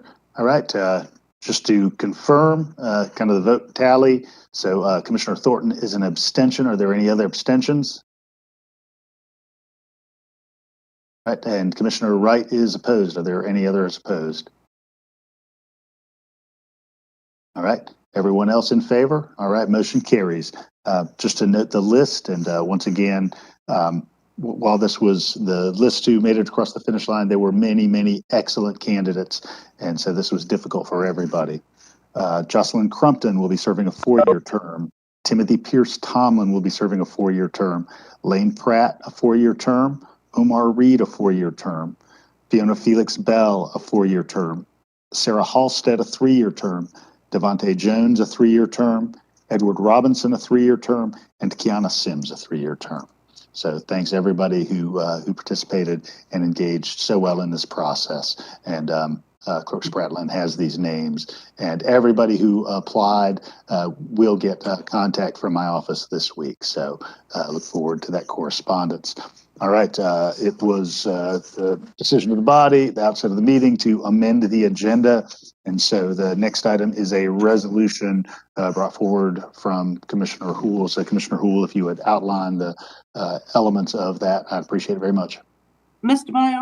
Yes. You're going to do the residential care facilities appointments tonight? I am going to do that. Yes, ma'am. I was going to do that during my report at the end of the evening. Thank you. Thank you, Mayor. And I guess before I get to that resolution, I did just want to check in. I believe this body and/or yourself has to appoint a commissioner to that Public Safety Civilian Oversight Board as well. So, do we have a sense of when and how we might go about that? I can make that appointment this month, Commissioner. Okay, excellent. So yes, this resolution, I will make a motion to approve, and then if I can get a second, I figured I could just read it since the nature of how it got here. Right, motion from Commissioner Houle, second from Commissioner Parker. Thank you, Commissioner Parker. So bear with me, just feel like it's good to cover our bases here and read it. So it's a resolution of the Commission of Athens-Clarke County, Georgia to notify the public of its consideration to increase salaries of the Commission of Athens-Clarke County, Georgia and for other purposes. Whereas transparency is of the utmost importance to the unified government of Athens-Clarke County, Georgia, and the mayor and commission, and whereas the publication of a notice of intent to increase the salary of commissioners is in accordance with these principles, and a requirement of Section 2-103C1 of the Charter. I'll avoid reading that, but people can look that up. And whereas the salaries of commissioners have not been reevaluated since 2001, now therefore be it resolved by the Commission of Athens-Clarke County, Georgia, and it is hereby resolved by the authority of same as follows, that the Commission authorizes and directs the Clarke County Attorney's Office to publish the required notices of intent to increase the salaries of members of the Clarke County Commission in the county's legal organ, aka the newspaper. Such notice shall read in substantially the following form. The notice of intent to increase salaries, and then references to the same things that have been said above as well as below. So Section 2 is that said notice shall be published weekly on the dates of February 7th, 14th, and 21st, and that the Athens-Clarke County Mayor and Commission shall consider adoption of an ordinance to increase the salaries of commissioners at the regularly scheduled voting meeting of the Mayor and Commission on Tuesday, March 1st. And finally, that this resolution shall become effective immediately upon its approval by the mayor or upon its adoption into law without such approval, such as by this body. And then just a couple thoughts on it. To clarify for everyone, this is a resolution just to notify the public that we are taking the steps toward consideration in the March meeting for whether, and if so, how much to increase salaries of this body. And the other thing I'd like to clarify for everyone's benefit is that there is no amount specified in this resolution. I know we've talked about kind of a different range of options there. It seems fairly clear, I think, to many, if not all of us. It seems clear to at least most of us that 20 years since the last time it's gone up is well out of accordance with the increased cost of living, the increased workload, and the commitment to a living wage that we've made as a county government. So with that in mind, I'll hand it over to my colleagues if they have any further remarks. Thanks. Commissioner Parker is the seconder. Any input, Commissioner? Sure. Thank you, Mr. Mayor. I wanted to second this because I do believe in transparency, particularly with regards to public debate around topics. I know that many of my colleagues have expressed support for this. Some are on the fence, others, oppose. But I think the public deserves the benefit of hearing arguments for and against. And so I support this resolution in that it publicizes that conversation as coming so that the public can also be involved in that conversation as well. And then at, formal consideration of a salary increase, we can have a public debate amongst ourselves about the merits and issues with this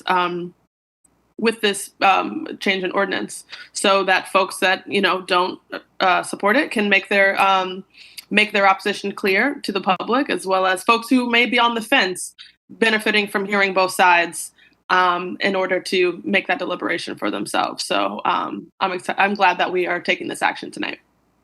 Thanks, Commissioner. Commissioner Wright. Thank you. I didn't realize I was already up. I thought Commissioner Thornton's hand was ahead of mine.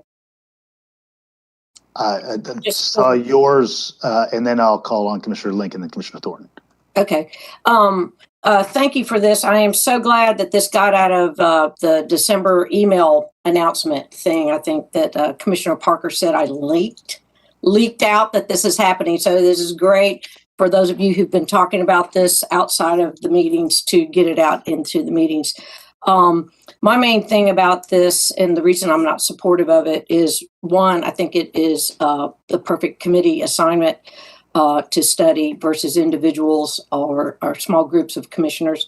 And then the other part, Mr. Mayor, as you said in Athens News Matters, that we want all of our government employees to be working at the proper rate. And until we, as the governing body, have the salaries of our employees that are working 24/7, some of them, as well as the others who are working diligently with the work that we generate, until their raises are at the proper rates for their recruiting of all the empty vacant positions we have, as well as retaining our employees, I cannot see that we would make a substantial raise in us, when last year we couldn't even get the majority of this body to recommend a 12.5% raise for our employees. So I do look forward to the public feedback on this.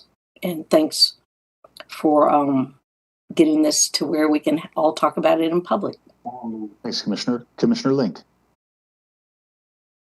Yeah, I'm eager to see this move forward. I feel that it's now more important than ever that we have a commission that reflects the diversity of our community. And the reality is that the diversity of our community means that not everybody can run a household on a part-time, essentially poverty wage salary. Not everybody has a spouse who's, a tenured professor or a full-time school teacher. There are a lot of folks out there who I feel deserve to run for office and could very well deserve to be on this body, but could not even consider it because they can't give up that full-time job and still put food on their family's table. We've made a commitment as a body to a living wage for workers in this organization and throughout the community. We try to put pressure on private entities to make that commitment as well. And I feel it's somewhat hypocritical that we do not hold that standard to folks in elected office who often do more than full-time work. I mean, there are times of the year when folks on this body are putting in more than 40 hours a week on a salary that is essentially a poverty wage. So I would like to see this move forward and see this job as being something that folks can aspire to and realistically afford to take on. Commissioner Thorne. Actually, I have changed my mind just sitting here, and I'm thinking about what Commissioner Parker said about having that dialogue, that conversation. Right now, I'm going to support this because I want to have that dialogue. I want to talk about this because when we give our workers 1% when they could have had 12.1%, we need to talk about that. So I'm going to support this because I want to have that conversation, and then we need to look at who pays for this salary increase at the end of the day. So yeah, I'm going to vote for this, but I'm looking forward to that dialogue and would be glad to talk to anyone prior to that, because maybe I'm seeing it wrong. But all your arguments are great. But we got to make sure we do the best for everybody and we get served last. So yes, I'm going to vote for this resolution because I want to have that conversation.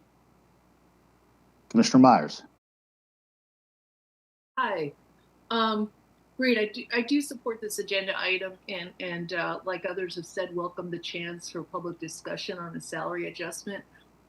Back in December when there was that report and outlet about the possible sort of discussion of increased commissioner salary, I actually addressed the topic with my constituents in my January newsletter. And I want to just share with you what I wrote because I've already shared it with 800 people.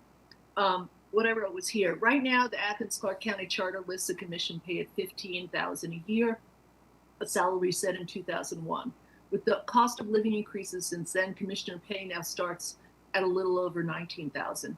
I'm a strong supporter of increasing the commissioner wage for two main reasons. One, increase the pool of Athenians who can afford to be commissioners, and two, to fairly compensate commissioners with a living wage for the hours they work.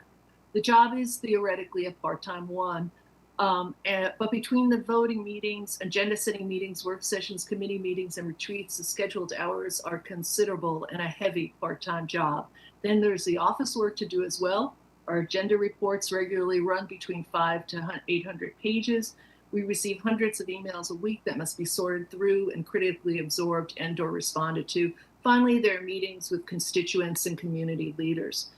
To be clear, I wrote, I am not supporting a pay increase from my own bank account. I knew what I was getting into, but I also know that I would not have been able to afford to run for office before I retired from my state job with a good state pension. Before then, I didn't have the time to devote to the job, to the commissioner job when working 40, 50 hours at another job and raising a family, and my salary provided the main income for running my family household. Moving forward, I would like to think that a larger percentage of Athenians could contemplate running for a local office and still pay their bills each month. That was the end of what I wrote. My last point is even more relevant, I think, now with 3 districts this spring with no incumbent running, most possibly, it seems. Our state leaders have emphasized the need to increase minority representation in our community. Unfortunately, in Athens, our minority population demographics overlap considerably with our lower income population demographics. Thus, more reason to increase commission wages before this election cycle to allow our larger pool to consider running for office. And I also want to clarify for the public why this is so time sensitive. If this salary increase is not considered at the March meeting to go in effect in January 2023, it cannot go in effect, it cannot be passed and go into effect until 2025 because of the rules outlined in our charter. The pay was originally set in 1991 with city-county unification. There was a 5% increase to $15,000 in 2001, and there's not been a salary adjustment since then. And so those are my points for supporting this. I welcome the community discussion as well. Commissioner Hamby. Sure, thank you. I'm not real sure why we're going to have a community discussion because it seems like most everybody has made up their minds on this.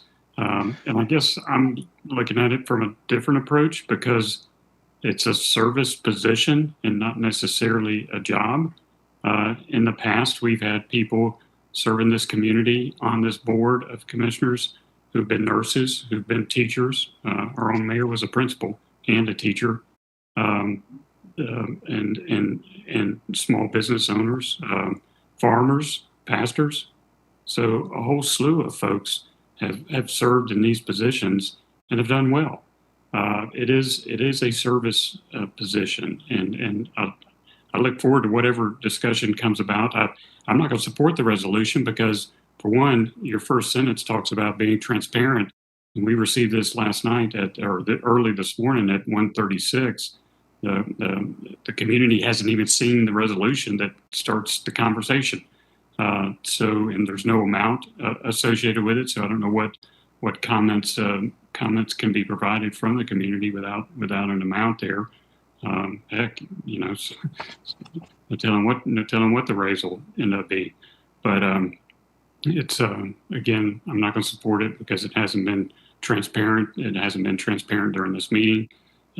As far as public notification of this resolution being on the agenda goes.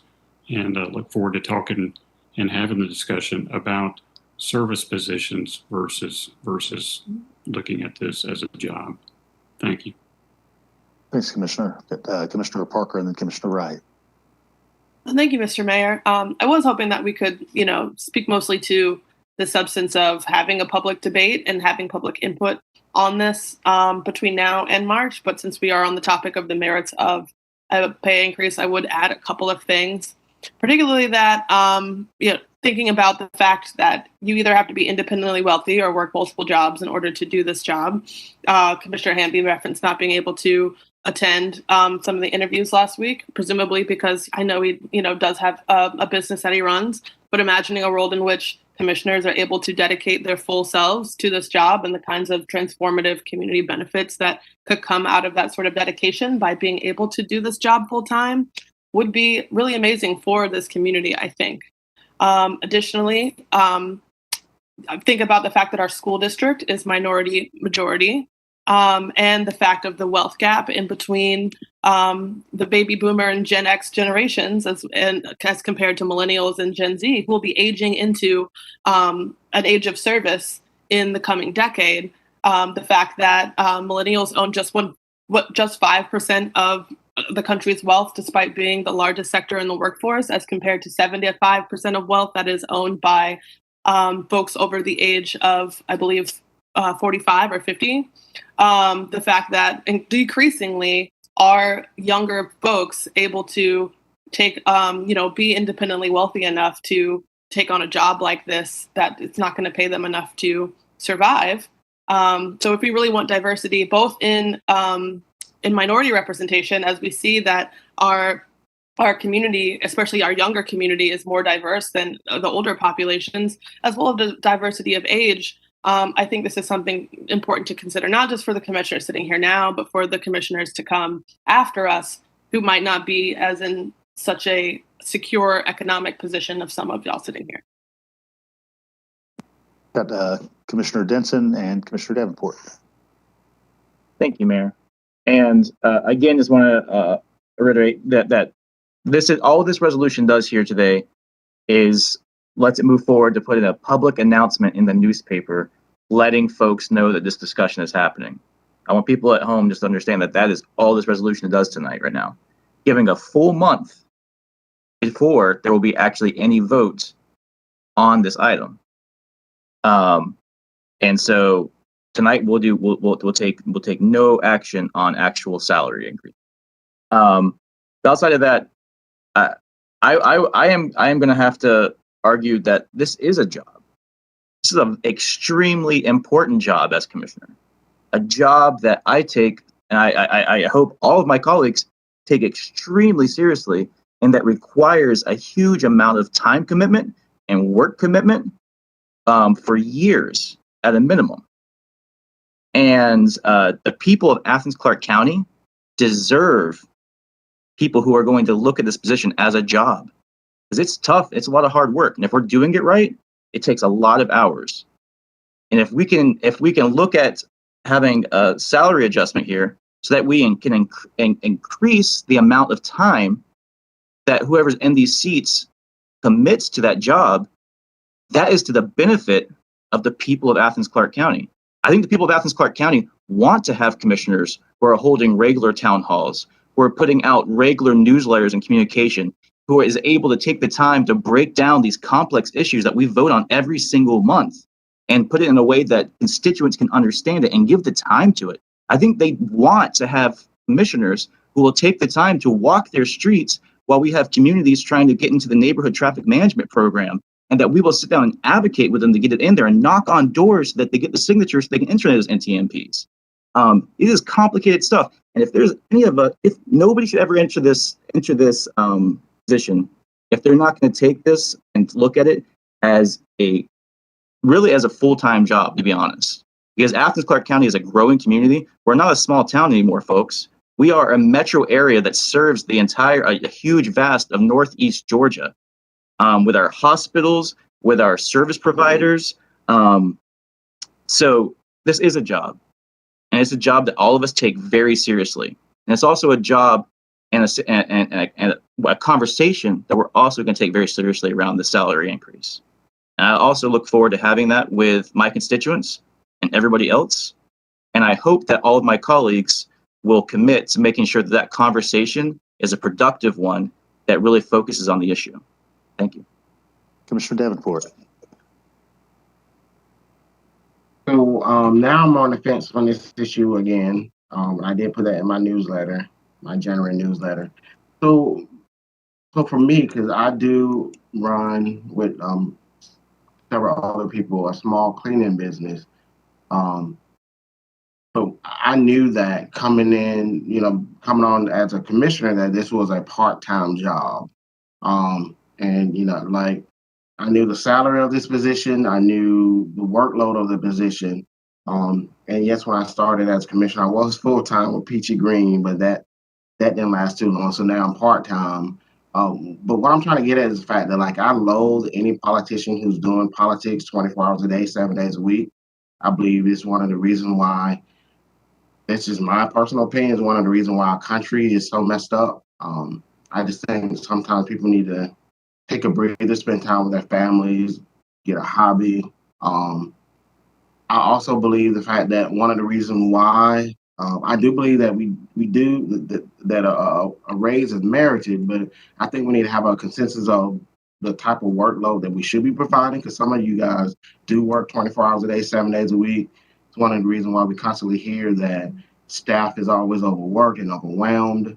But at the end of the day, this is classified as a part-time job, and if we could just for me personally, I can just deal with constituent services, I'll be a happy camper. But this, I'm blindsided by the many meetings that we have and all this, and the extra work that we do because we have such an activist commission. The other issue, I was writing notes a month ago. The other issue I have is the fact that, like, if we classify this and consider this as a full-time job, or we put that out in the community as a full-time job, we are literally shortening the gene pool of candidates because the doctors, the teachers, the people who work like me will find it cumbersome to become a commissioner and serve that community. I will support a raise or a potential raise if, and I know this is going to be a stretch, it's just because it is deserving for the edification of the public. It's a lot of work, and it requires a lot of due diligence to communication and responsiveness. But if my colleagues would just spend at least 2 to 3 hours a day being a commissioner outside of the meetings, I think it would be warranted. It gives staff enough time to do their jobs. It will relieve some of the stress and the workload that we have. But I am excited to support this resolution and open up to the public because the public feedback is important. But also, please, I think this year, and I sent out an email earlier this year about our budget, because I really do think that it's a valid point to make that we need to take care of ACC employees first before we take ourselves. Got Commissioner Edwards. Thanks, Mr. Mayor. I support posting this publicly so that we go through the process, and any raise wouldn't be effective till next year anyway. So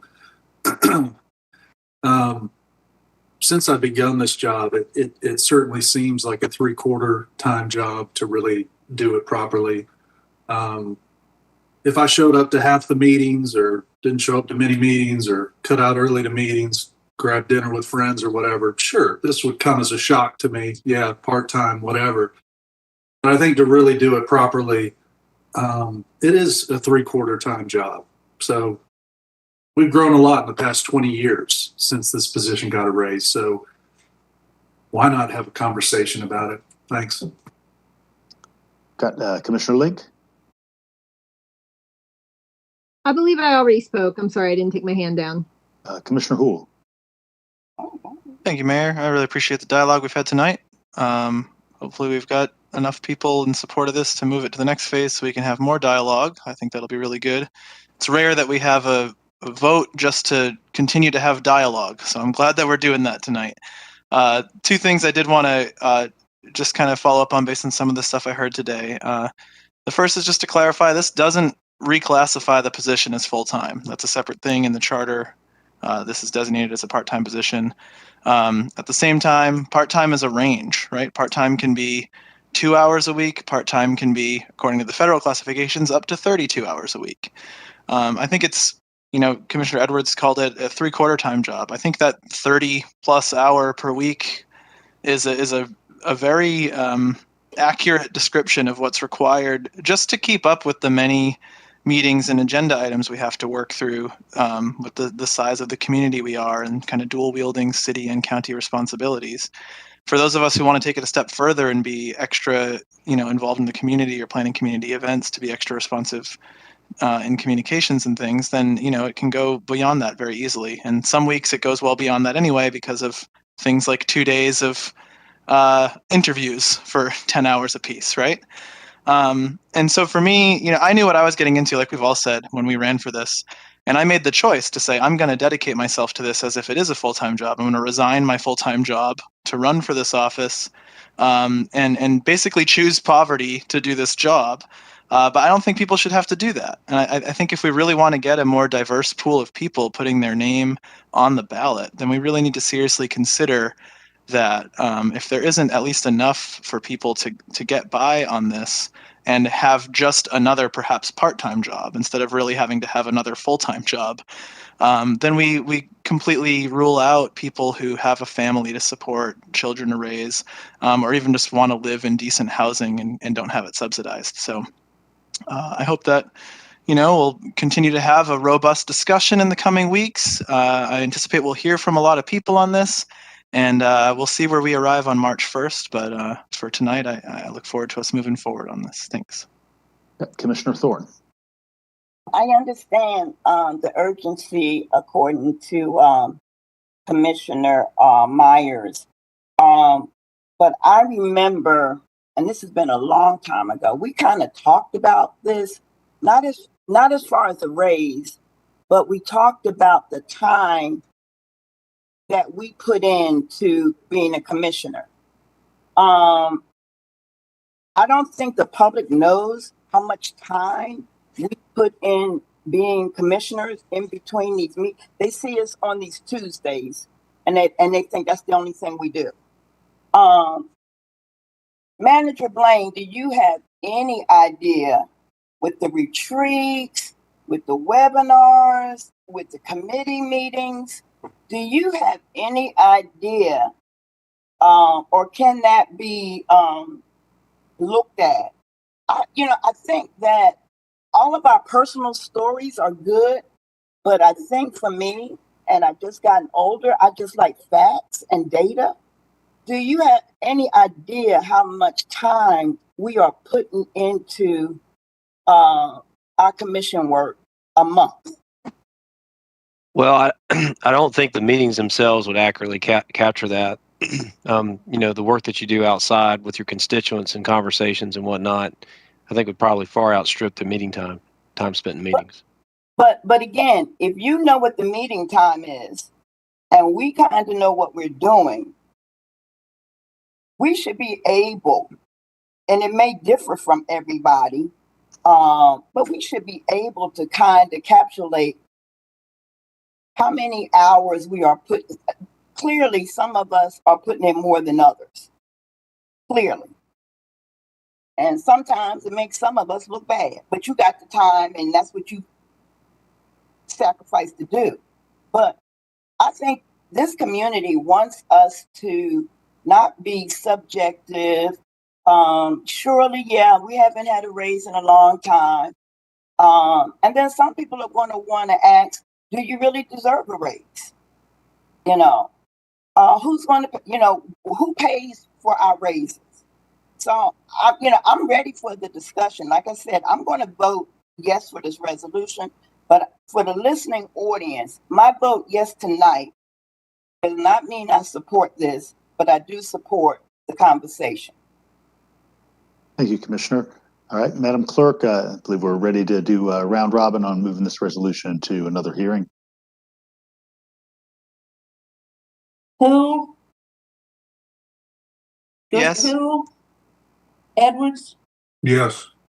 Myers? Yes. Thornton? Yes. Hamby? No. Davenport? Yes. Parker? Yes. Link? Yes. Wright? No. Denson? Yes. 8 yes, 2 no. All right, thank you. We'll see this resolution again. All right, now is the time when we move to public hearing deliberation on recommendations from the Athens-Clarke County Planning Commission. We have public input on each of these items individually, and they get discussion with the commissioner who represents the district in which the area resides or which the project resides. The first item is 240 West Clayton Street. So I'm going to turn to public information to see if there's anyone in the chamber regarding 240 West Clayton Street. Take us just a second to turn the camera on.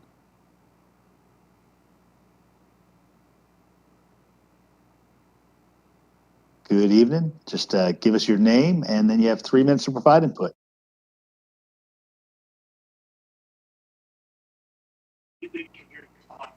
All right, let's try this.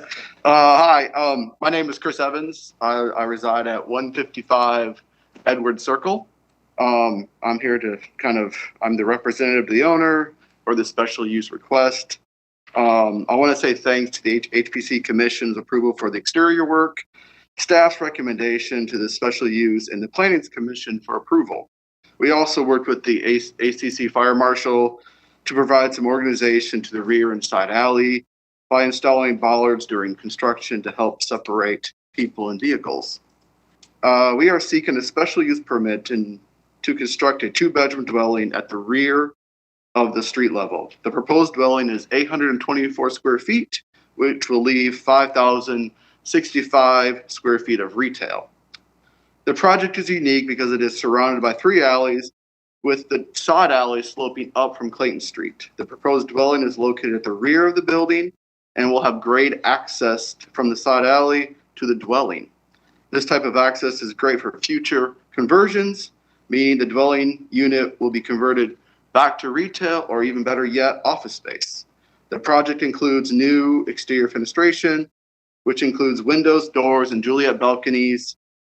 The basement level and second level will be converted into by right 1 and 2 bedroom dwellings units, creating a mixed use development. The main entrance of all the dwellings will be through the side door on the side alley. These improvements, along with change of use, will provide pedestrian activity into the alleys and will be beneficial to downtown, and better yet, that side of Clayton Street. Thank you for your consideration, and I'm here to ask any questions. All right. Thanks, Mr. Evans. Is anyone else here to speak to this item?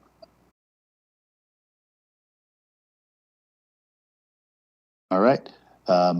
Seeing none, I'll turn to Commissioner Link, in whose district this resides. Yeah, this is a very straightforward and sensible request. This is a downtown building that housed Chick Piano.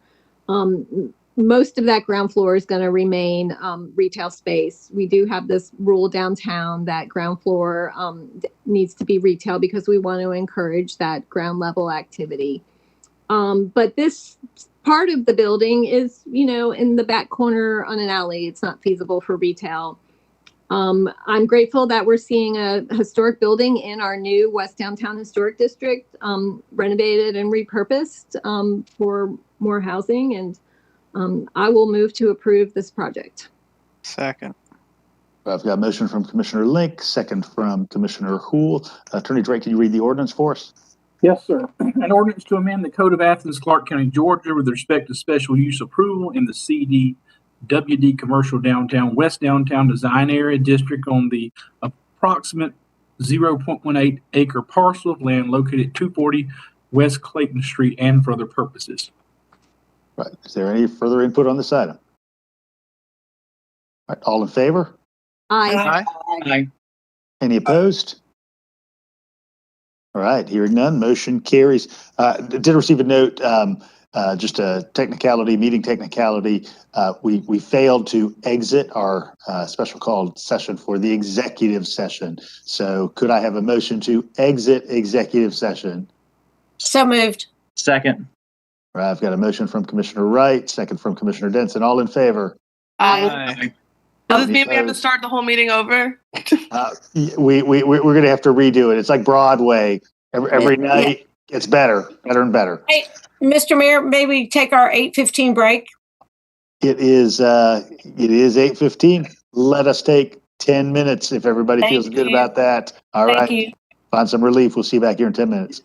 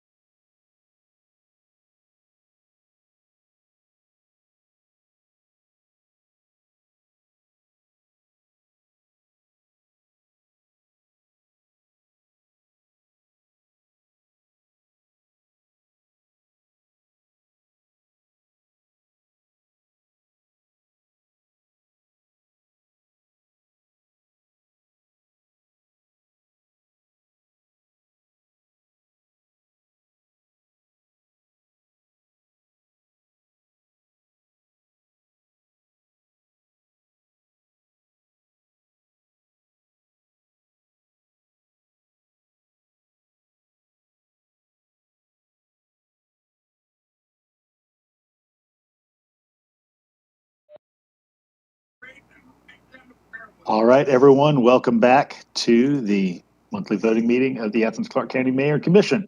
We are picking up where we left off with item 21 on the agenda, which is the next of our planning and zoning items regarding 1005, 1035, and 1045 Whole Road.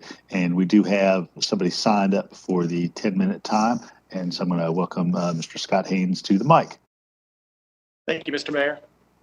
My name is Scott Haynes. I work for WA Engineering, located at 355 Anita Street.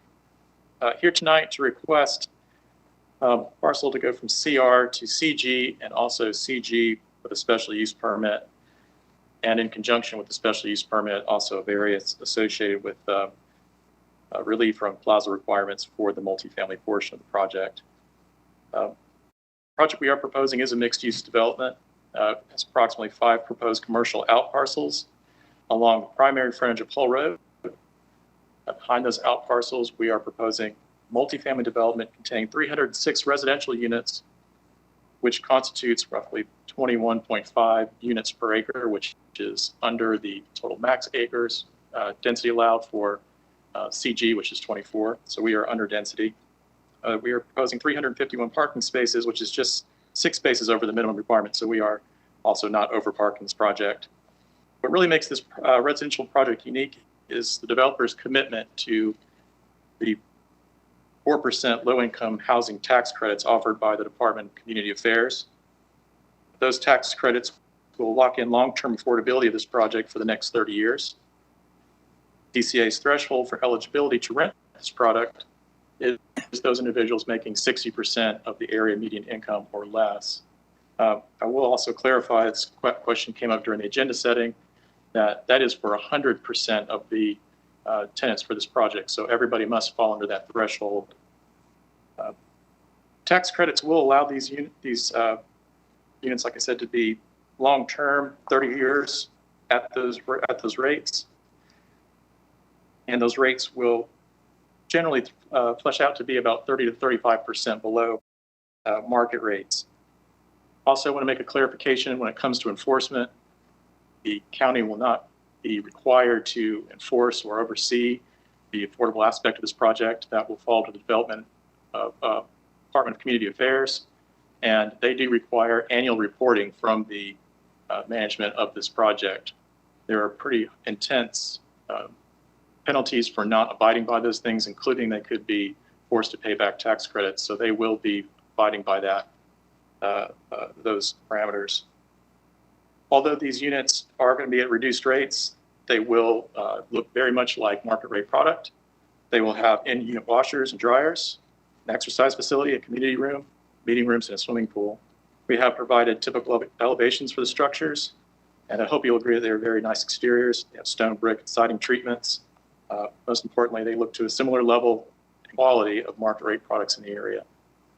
This location is appropriate given the proximity to the amenities in the Trail Creek Shopping Center, most notably the big Kroger Shopping Center, Kroger grocery store, excuse me. Also of note is the close proximity to existing public transportation via the bus stop near the corner of Hull Road and 129. I'd like to also point out that full-time students are prohibited by the IRS rules from renting these units. So your typical full-time UGA student will not be eligible for this housing. Alternatively, someone who is a part-time student would be eligible. I think that's an important distinction. I'd like to thank you all for your comments at the agenda setting. Thank staff for their help navigating this process, and I'd be happy to answer any questions if you have them. Thank you.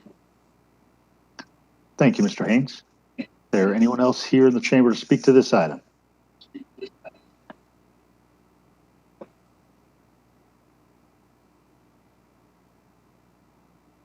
All right, seeing none, we'll go ahead and begin discussion. And this is in District 9. So Commissioner Thornton, I'll go ahead and hand it over to you for comment and a motion on the first of 3 votes that we have to take, which is the rezoning. If anybody has been driven by there, it is really a beautiful structure. It's coming along very nicely. I just was wondering, if is Brad here, or are the units that are affordable, are they segregated or are they mixed in the community? No, ma'am. This particular project is going to be a separate project that's off the 72 side behind the Kroger. They are all 100% will be affordable. So it's not as if they're separated. The entire project will be rented at an affordable rate. Okay, all right. Anybody else wanted to share before I make my motion? Oh, Go right ahead, Commissioner. You make your first motion, Commissioner Thornton. Oh, I make a motion to grant the rezoning of this project. And would that be to approve with the conditions? Yes, with the conditions By the Planning yes. Commission. Okay. Mr. Mayor. Go right ahead, Attorney Drake.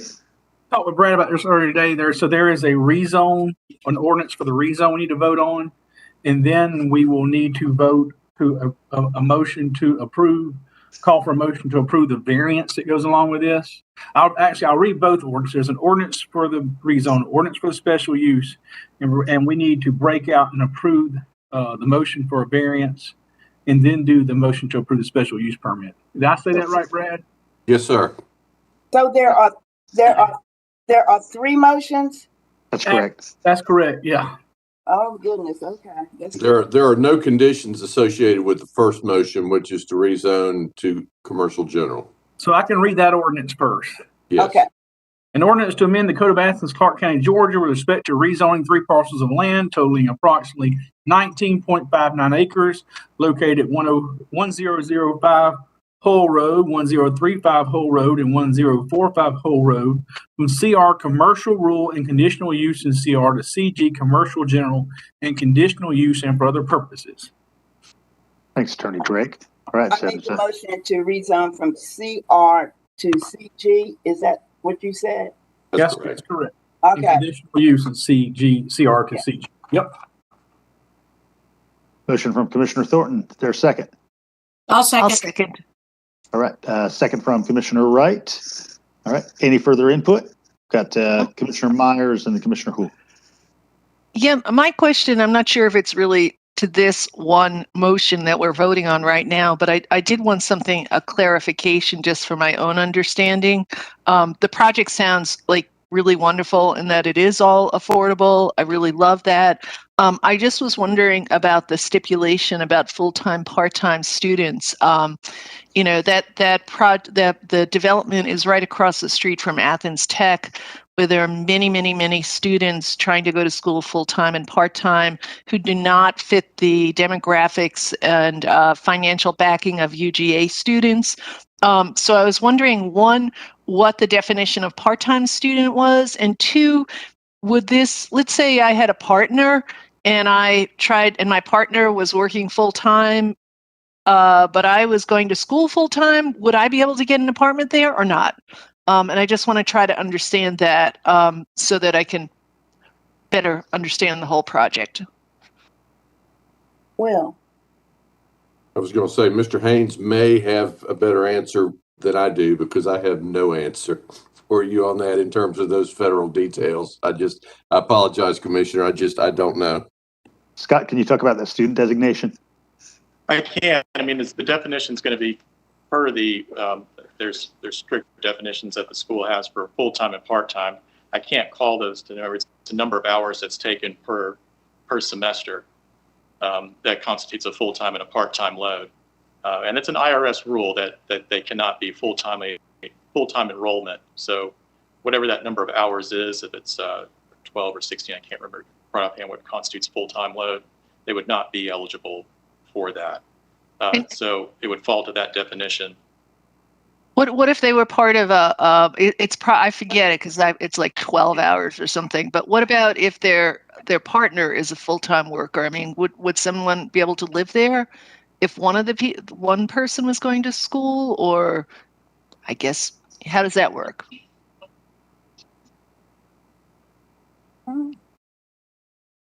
If I could, you could follow. I'm just curious. Sam Rogers on the phone, who is the development lead on this. It's based on household income. Okay. Mr. Rogers, can you address that?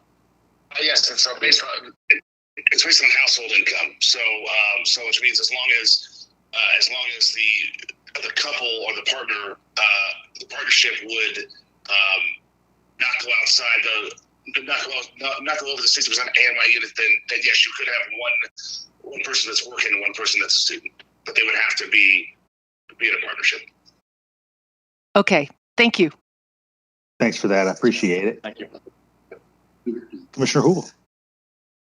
Thank you, Mayor. I appreciate Commissioner Myers bringing up that concern about students. I would like us as a body in conversations around housing to sort of disentangle students or not students from the conversation. I think it's more about who can afford it and whether those folks need to be wealthy or from a wealthy family or not. Not all students are from a wealthy family. But these vouchers are kind of dealing with some specific earmarks that have specific regulations around students that are sort of outside of that for this topic. And that kind of brings me to my question. So this particular method for federal vouchers is not one we typically deal with. As far as I know, I think this is the first time it's come before this body while I've been here at least. And so I don't know if this is for Manager Williams, Assistant Manager Jones, Director Griffin, or perhaps the applicant, but I was hoping we could get clarification on whether the applicants have actually been awarded the tax credits for these affordable units already. Because that to me seems kind of like a key detail that informs whether to approve this sort of three-part approval or not. And I'm personally not aware that they may be able to respond to that, but it was my understanding that this particular type of tax credit, which is a lower percentage than the one that is extremely competitive, is I wouldn't say easier to obtain, but it's not as competitive to get. The applicant, Mr. Haynes, may have a better answer. That's correct. I think that a lot of times we hear about the 9% tax credits, which are a competitive process. They have to be awarded 4% as long as they meet the criteria, which will include the granting of the zoning. Then they will be awarded those funds. So I'm sorry. So, well, maybe Commissioner Thornton's about to ask.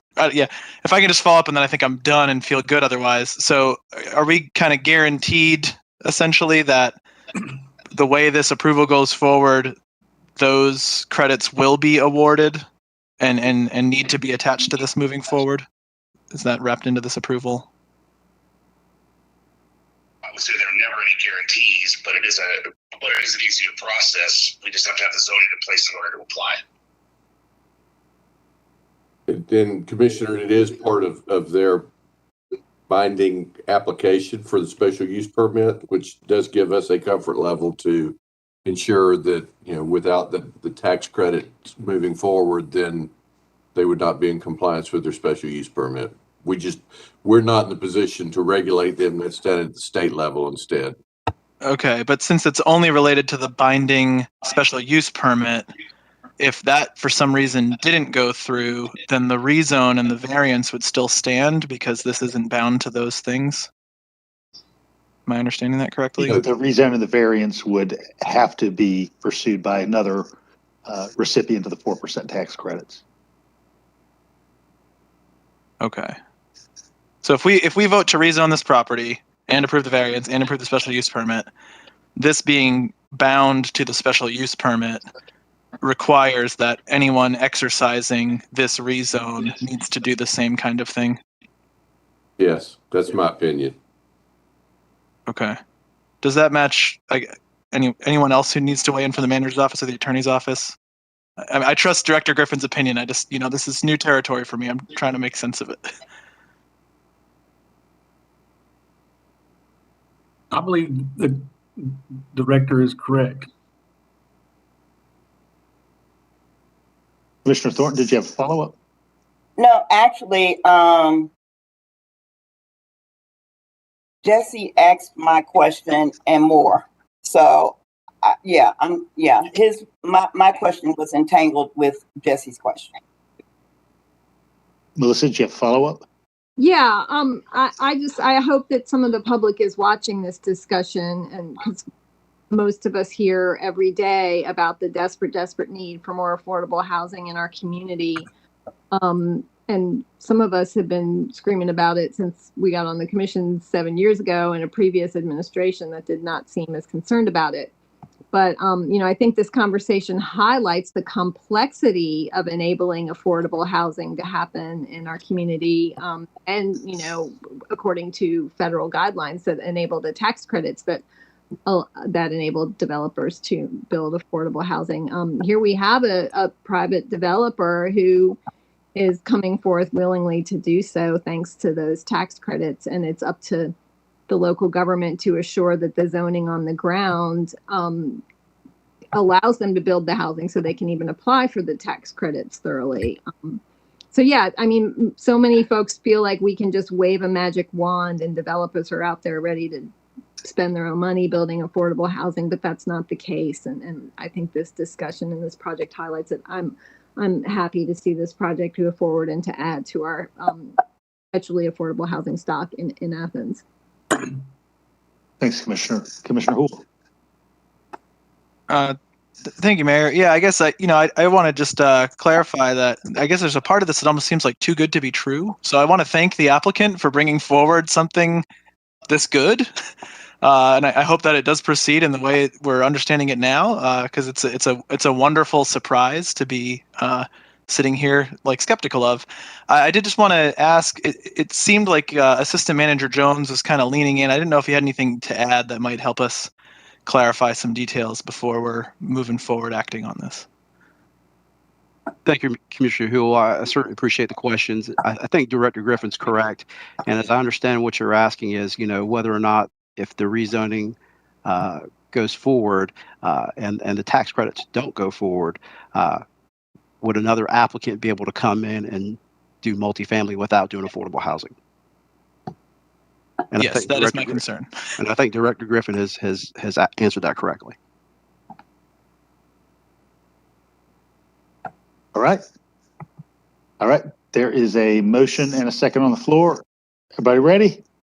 All in favor? Aye. Aye. All right. Commissioner Thornton, we need a second motion to approve the variance. Let me read the ordinance first, Mr. Mayor. Thanks, Attorney Drake.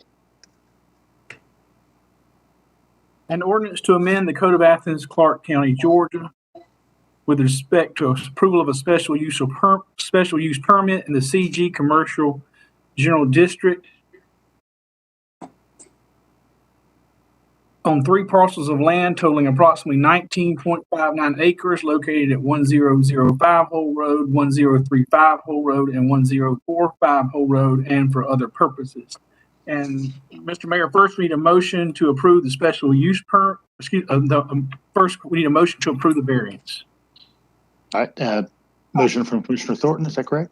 Yes, I make a motion to approve the to amend the special use code variance to address the addresses that was mentioned in the ordinance. And is there a second? I'll second. I've got a motion from Commissioner Thornton, second from Commissioner Wright. Commissioner Wright, any follow-up? No, nothing. No. Commissioner Denson. Thank you, Mayor. And I did have a question, I guess, this would be for the applicant or for Brad, whoever thinks they answer it best. But my understanding, this variance is to not require, have the public plaza requirement as part of this residential development. And I kind of read through the argument there, but I'm hoping that can be a little bit clarification, because obviously I think we all want to ensure that affordable housing, just like any other place, has plenty of public amenities and green space. But can y'all explain a little bit more why the variance is being requested here and what exactly it does? Yeah, I can do that, Commissioner. The variance, the requirement for the public plaza space is specific to the commercial zoning designation for projects of a certain size. And then there are some specific criteria for what those plazas are to include. They're really much more designed for public spaces that are around commercial in terms of larger plaza areas with benches and seating and things like that. But it picks up a fairly significant percentage of the overall. This is very similar. I think the same variance was granted for the multifamily that you all just approved just behind this project that was directly behind the Kroger just to the west a little bit. And that's specifically why we've added the condition that it is, the variance runs with the property, but it only for the multifamily. Any commercial development would still be required to provide those same public amenities that are required in plaza space, where this multifamily, they still have green space requirements and other things, but just not to the mass and scale that's required for a true commercial development. Okay, thank you. That completely clarifies my concerns. I appreciate it. All right, so there's a motion and a second for the variance. Attorney Drake has read the ordinance. All in favor? Aye. Aye. Aye. Aye. Any opposed? All right, and the final vote on this item is for the special use. Entertain a motion, Commissioner Thornton, for the special use approval. Does Attorney Drake need to read the ordinance?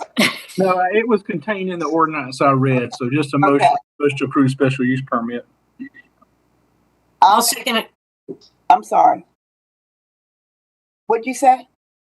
That was, sorry, Avita, I was butting in on my second. Sorry. Go ahead. I make a motion that we approve special use on the, we just did special use. Oh, that was the variance. Special use to address the addresses that was that is included in the ordinance. I second. All right, we've got a motion and a second. All in favor? Aye. Aye. Aye. Aye. Any opposed? All right, motion carries. Go forth and do well. All right, we are moving on to item 22, which is similar to item 20. If Attorney Drake, you could read the ordinance on this one. An ordinance to amend the code of Athens-Clarke County, Georgia with respect to special use approval in the CDW Commercial Downtown West End Downtown Design Area District on the approximately 1.48 acre parcel of land located at 367 Prince Avenue and for other purposes. Thanks, Attorney Drake. All right, and this is in Commissioner Link's district. Go right ahead, Commissioner. I think we have public comment, Mayor. Oh, I apologize. Public comment on item 22. Sorry about that. Hey, this is Chris. This is Chris again. Chris Evans at 155 Edwards Circle. E+C Architecture representing the applicant. And I just want to say thanks to staff's recommendation and Planning Commission's recommendation approval. This special use request is to convert a second, basically a second to two-story space, converting the second level space, which has access off of North Findlay, access off the Bottle Works parking lot, into a three bedroom dwelling. I just want to say there's no change in the Bottle Works. It's a very exciting place to be. I work in the Bottle Works. I think this is a great project, and I appreciate your time. I'm here to ask questions. Thanks, Chris. I appreciate it. And we go ahead turn over to Commissioner Link for comment and a motion. Yeah, I will move to approve. And yeah, the mayor's right. This is very second. Yeah, this is very similar to the project that we approved. The other downtown project we approved in the Chick Piano building. This one's in the Bottle Works, so it's another historic building that is seeing a conversion to include additional residential. And this almost seems like just a formality, and that this building is built into the side of a hill, and this is a back entrance that is at street level. So I'm happy to approve. All right, thanks, Commissioner. I've got a motion from Commissioner Link, second from Commissioner Edwards. Any other input from the body? All in favor? Aye. Aye. Aye. Any opposed? All right, hearing none, motion carries. All right, moving on to item 23. 23 regards 300 Sorensen Ridge and 181 Warren Way. Is there any member of the public here to speak to item 23, 300 Sorensen Ridge and 181 Warren Way? Yes, there is. Good evening. Just give us your name and 3 minutes of pride input. Hi, my name is Wes Baumgartner. I'm a registered architect. I work with Armin Trout Matheny Thurmond, and I live at 140 Bentwood Trail in Winterville.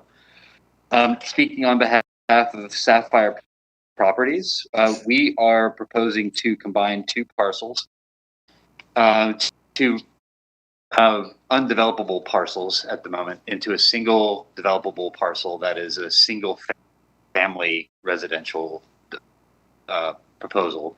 The site itself, in response to comments from the January 6th meeting, is in the lower southeast corner of the site. It is away from any riparian buffer and is not in a published floodplain.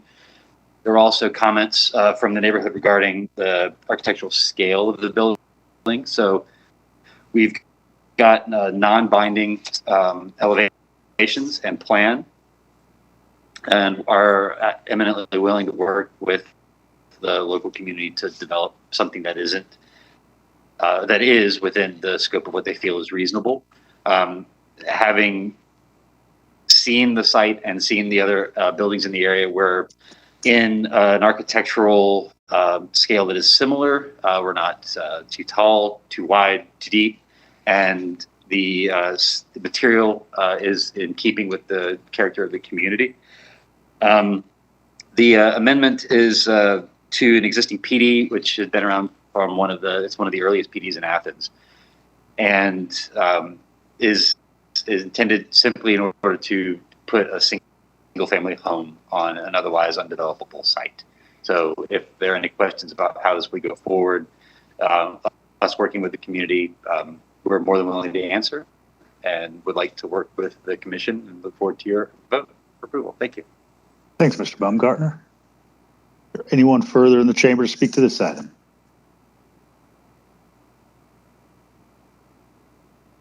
Seeing none, I'll have Attorney Drake read the ordinance and then turn to Commissioner Davenport.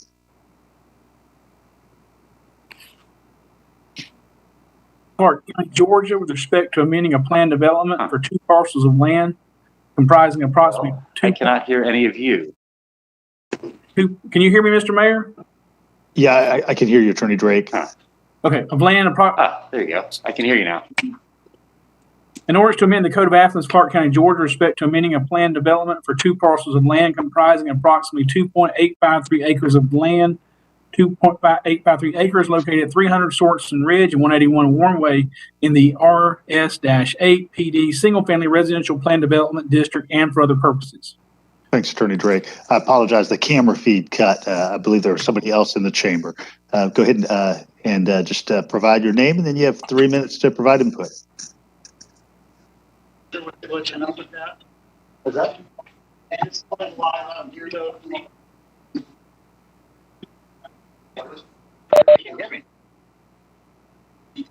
Oh, thank you. No one else? I'm going to go ahead and turn it over to Commissioner Davenport for comment and the motion. Okay. Now, I think there's two votes, right? There's a PD and a adjoining parcel.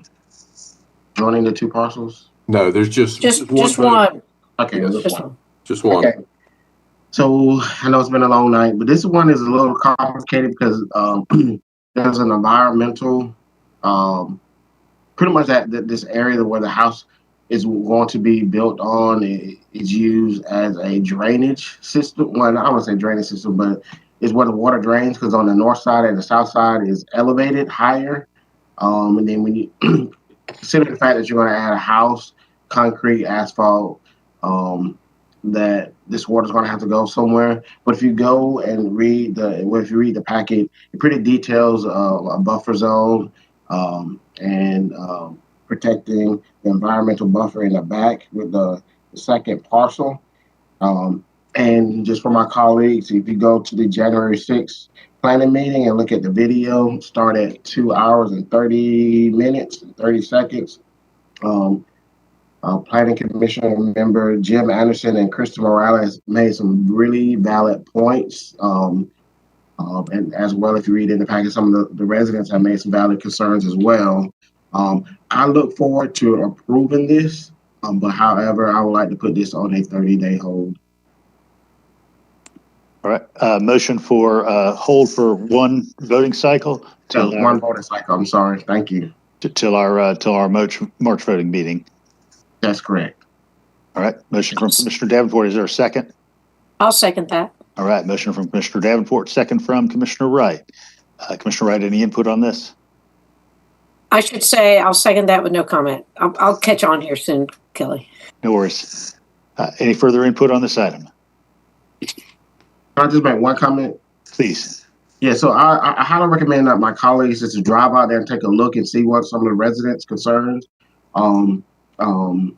It's been a wooded area for 20 some odd years since the development has taken place. It is a mosquito infested swamp area. So, but just take a look and watch the video. Thank you. All right, there's a motion, a second. All in favor? Aye. Aye. Any opposed? All right, motion carries. We will see this again in a month.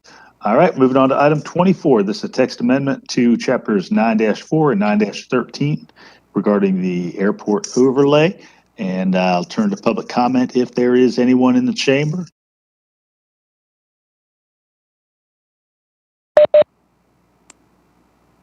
All right, thank you. Appreciate that. All right, the airport overlay lies in 4 districts, 1, 2, 4, and 8. And I'll turn to Commissioner Parker. I had a quick question before we make a motion, but Brad, I had previously raised the issue of whether or not allowing duplexes and triplexes of that, small scale multifamily housing of that sort could be used to incentivize more affordable housing in this area, knowing that a lot of the single family home development and new construction right now tends to be out of the price range of a lot of Athenians. But as I continue to think on that question, I wondered if that might be a result that would emerge from our missing middle housing study that I think we're actually talking about together next Wednesday. Yes, I mean, I don't know that it's really applicable here, Commissioner. I mean, for those zones that currently allow duplexes and triplexes, there could still be an application for those. They would be special use permits that would come to you like many of the other ones that you have seen. What this does is allows for lot sizes to be created based on the underlying zone, and then allows single family homes to be built by right under those. It would not impact duplex or triplex, but the adoption of this is not going to allow, for example, a duplex or triplex to be built on a single family zone lot. That if that's going to emerge, it's going to emerge through the missing middle study and the work later in terms of housing options. Yes, ma'am. That is what, thank you for that. That is what I, came to assume. And so I, became less concerned with taking that action as the mayor commissioned tonight, and more interested in seeing the results of that study, whether experts in this area find that's an appropriate zoning change that we can make for this area and others around town. So with that being said, I would make a motion to approve the text amendment. I'll second. All right, I've got a motion from Commissioner Parker, second from Commissioner Wright. Could you read the ordinance for me, please, Attorney Drake?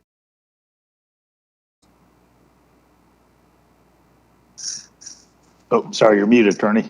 Second, no comment, I meant to say.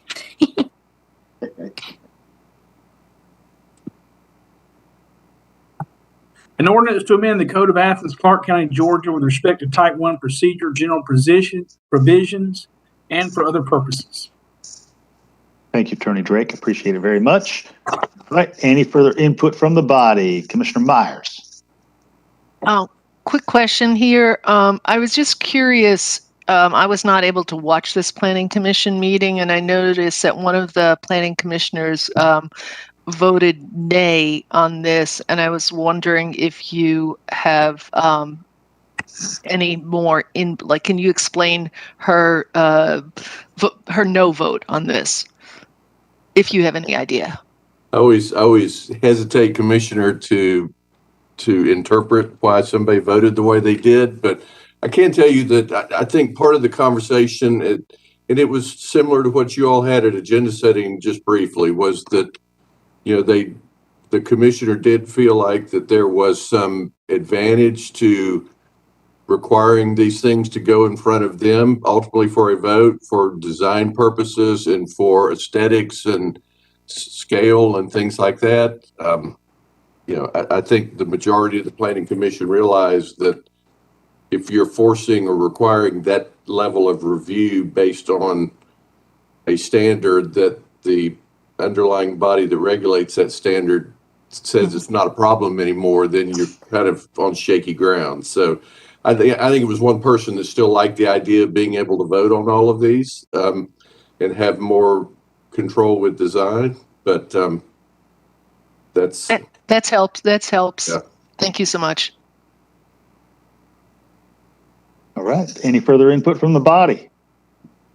All right. There's a motion and a second on the floor. All in favor? Aye. Any opposed? All right. Hearing none, motion carries. All right. Now is that time in the evening when we have. Mr. Mayor, that include both ordinances, the 9-3 and 9-14? Yes, ma'am. Okay, thank you. Now is the time when we have input from any member of the public here to speak to an item not on the agenda. And rules of input are the same. Members of the public have 3 minutes. There's a clock on the table, and I'm receiving a message that there is no member of the public here. So we move on to the next bit of conclusion of the evening and report from myself. So I have a couple of things. First is that it is time to reappoint members of the Residential Care for the Elderly Authority, And saying nothing of the age of these members, but we have Richard Boone, Kathy Horde, and Steve Martin, all of whom have been contributing well to this body and are willing to continue to do so. So I'm entering into the record that they will continue to do that. All right, I have a couple of committee assignments here on tap. So 3 to be exact. So the first one of these, Commissioner Davenport, is to the Citizen Solid Waste Task Force. And that is evaluation of our residential collection zones and franchise arrangements and analysis of the urban and rural service districts. And so I appreciate Commissioner Davenport taking this to that body as the commissioner representative to such. All right, for LRC, the Legislative Review Committee would like you to evaluate marijuana penalty options in our local ordinance. So thank you for that. And finally, to the Government Operations Committee, reflecting some conversation we had earlier, I would like you to evaluate assumption of actively used bike and pedestrian easements that may not be public rights of way currently. So those are committee assignments for the evening. And I'd like to ask Manager Williams if he has anything for the good of the group tonight. Well, Mayor and Commission, as you know, we've got 1,700 wonderful employees at any given time. They're doing amazing things. I did want to mention one instance, and certainly not unusual, but we had a small celebration this morning over at Fire Headquarters to celebrate a Sergeant Allen and Firefighter Potts, who were on Engine 27 on January 14th, and they were dispatched for a duplex fire. They conducted a primary search. They heard coughing and located the victim with a thermal imaging camera and removed that victim, transferred care to another engine. That patient was transported and is going to make a full recovery. And just occurs to me the amazing things that our employees do every day, literally making a difference in people's lives. And so I just wanted to highlight that. And that's all I have tonight. Thank you. Thank you, Manager Williams, and thanks to staff for their life-saving actions. Attorney Drake, anything for the body tonight? Well, I guess I'll follow Manager Williams' example and give a commendation to a member of my staff. One of the things we've been trying to focus on is training opportunities for the employees, and Sherry Hines has worked very hard to come up with a training seminar she'll be running on contract contracting and the process that we follow. We have a lot of new employees, a lot of new directors, and so I think reviewing that will help us to be more efficient as an organization. And so we're excited about that, and Sherry's done an excellent job getting that together. Thanks, Attorney Drake. We are very fortunate to have her on staff. She does exemplary work. All right, we are going to begin commission input now, and I'll begin with Commissioner Hamby, and we'll move down in reverse numeric order to Commissioner Davenport, who will, after he gives his report, make a motion for adjournment. Thanks, Mayor. I'm good. Have a nice evening. Appreciate it. Thanks, Commissioner. And Commissioner Thornton had to take care of some business, so she's not with us. I'll move to Commissioner Myers. Yeah, just on a positive note, I want to thank all the people in the community who are doing great things. I was just looking at some photographs I took of different people helping like clean up the homeless encampment, the Athens Alliance and Charles Hardy's group. I've been sharing some information that Latasha Sheets is working with the Montessori school over on the west side and looking for volunteers to help with literacy and after school programs. And I had the great opportunity to meet with Darius Brightwell and Pet Dare, who are working with a wonderful group called, and I can't get it out because I had to go so quick, but they're working with, right. Thank you. And doing these great things. And there's so many people doing things in the community. And I just want to really give a shout out to them and everyone else. I also want to, thank you all again for us pulling together on this TSPLOST. I mean, it just, it's a positive light. I'm really happy that we're able to pass this unanimously. And just the last thing, I just want to say publicly that I feel I have lots of, I just feel really bad for this redistricting that's going through, and the possibility that seems closer and closer that I may lose three of my colleagues here to Commissioners Russell, Edwards, and Tim Denson, and Melissa Link, who have given so much to the community and worked so hard in all different directions and care so much that they're might not be given an opportunity for their constituents to either put them in or kick them out through the voting booths. And I regret that's a situation that we're in. I just want to, send out a little sort of words of support and appreciation to the three of them. I know this has been a really hard time for them. Commissioner Edwards. Thank you, Commissioner Myers. And it ain't over yet. We'll see what happens. It's passed the House, but still needs to pass the Senate and be signed by the governor. So we'll see what happens. Only time will tell. But I do hope to have the ability to run for re-election. So we'll see if that ability is granted to me by our Republican delegation or not. I too am happy about the TSPLOST package. Thankful to get the 5 points intersection improvement in there. That's been a long time coming. Thank you to the advocates down there for pushing for that, Sarah Beresford and others. And also excited about the College Square allocation on the list. I think that's really been one of the marquee achievements of this body for the past couple of years, creating that square. And I'm excited to see what we can transform it into beyond an abandoned roadway. So it's great. Thanks, everybody. Thanks. Commissioner Houle.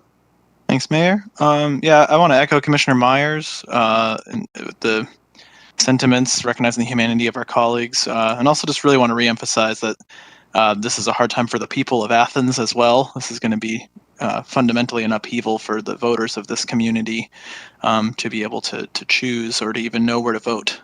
So that to me is the biggest issue here. Although I have a lot of empathy for my colleagues as well. I'm really grateful to the mayor for assigning marijuana decrim to LRC. Thank you for that. And I'm excited to hopefully work through that swiftly and get onto some of the other things on our long list of items in the hopper. just make my pitch again while we're here that living wage policy seems really sensible to me to work through in advance of our budget cycle. And also, I'd like to reiterate my request of colleagues to consider seriously an upstander prevention program in partnership with the Cottage and RSVP. I want to remind the public that we have a Planning Commission meeting this Thursday, February 3rd at 6 p.m. at the Doherty Street building. And while I don't always make it a point to bring those up, this one seems especially pertinent to the people of District 6 because they will be discussing the mall. And the mall, as we all know, is a massive proposed redevelopment. And this will be the first formal opportunity for public input, which you can give in person there at 6 p.m. in the Doherty Street building. I also want to thank all the folks who participated in, including colleagues, Commissioner Myers, Commissioner Denson, and Mayor Gertz for attending the town hall that we had at the mall on the 20th. I think there was some really great discussion there. And it's also of note that the inclusionary zoning policy Commissioners Meyer and Denson and 4 other fantastic folks have been working on for about a year is also coming to the Planning Commission in that meeting. So they've only got 2 items on their agenda, but they're both huge and awesome. And then the last thing I just wanted to ask is for the management team to give us some updates on the sanctioned encampment, the first step encampment. I guess there's still kind of some final details we're waiting on. I'd love some clarity there. And if we could get a progress report on the wage compression study that we had approved as part of the budget cycle last summer to approach the wage compression issue, in addition to having raised the wage floor of all of our employees to $15 an hour in the last cycle. Thanks. Thanks, Commissioner. Commissioner Denson. Thank you, Mayor. And first of all, let's jump in. Mayor Pro Tem Commissioner Myers is fantastic and amazing in a lot of ways, especially because of that TSPLOST, but she's not on the inclusionary zoning. That would be the fantastic and awesome Commissioner Mariah Parker, who's been serving on that with me, doing awesome work. I'm sorry I misspoke. I was looking at Mariah's square when I said it, but apologies. I'm tired. Ouch. Yeah, well, but I do want to also, that is going to be on the Planning Commission's agenda on Thursday. Our committee, who is chaired by the fantastic Planning Commissioner Alice Kinman and also former commissioner here on this board, chaired that. And I've said this to many of y'all and many folks. It's been one of the best experiences I've had on a committee. Brad Griffin, Assistant Manager Nikki Jones, also just fantastic staff, Sherry Hines, all putting in. I'm very excited to have that ordinance go through the Planning Commission and come before this body next month so we can move forward. Again, because I know, as we heard at the beginning of this meeting, a lot of people in the community understand that we need to have more affordable housing. And as we saw tonight, we do have some things coming forward. That ordinance is going to be also a key piece, I think, increasing the amount of affordable housing that we have for years to come also. Also, just jump in, again, if the eviction prevention stuff got brought up by public comment early on, the eviction prevention program is basically underway. My understanding is the contracts have been signed and things are moving forward. And I know Athenian First Development Corporation is already doing work in that. If you or somebody you know might be dealing with eviction, you can go to athenianfirstdc.com and find out more information there about how you can get assistance. Also, just want to make sure everybody's getting going ahead and taking advantage of the at-home COVID tests that are available that you can go to the USPS.com, sign up for. I know they started arriving people's mailboxes today, so definitely encourage people to do that. And the last thing I'll bring up is as I was looking over the agenda here for some of the purchasing items at the bottom, and this will be a request to staff. I saw that we still have Correct Health is receiving payment for health care at our Department of Corrections. As I and others have brought up before, Correct Health especially has a very, very questionable history. There's an amazing series of articles by Max Blah that everybody can look up with the Macon Telegraph, talking about some of the grave concerns with that organization. And so I would love us to have information from staff about when the contracts for the Department of Corrections and also the sheriff's, the jail are coming up for renewal, so that we can have an in-depth discussion with this body and hopefully be able to push it towards having instead some kind of community-oriented correctional health services put in place rather than one of these for-profit inmate healthcare companies. That's all I have. Thanks, Commissioner. Commissioner Link. Yeah, I also want to thank Commissioner Myers again for doing the heavy lifting on TSPLOST and coming up with a list that we all could agree on and, really hits every area of this community and put some important projects on the list that otherwise wouldn't have made it. And I want to thank Commissioner Denson and Parker for their work on the Inclusionary Zoning Committee. I've been waiting with bated breath for something like this for 7 years now. So I'm really looking forward to seeing that, and I'll be tuning into the Planning Commission meeting to hear their discussion of it. And I also want to thank Commissioner Myers and Commissioner Houle for their sympathy on the redistricting issue. I was hoping to, about this time, announce a bid for re-election.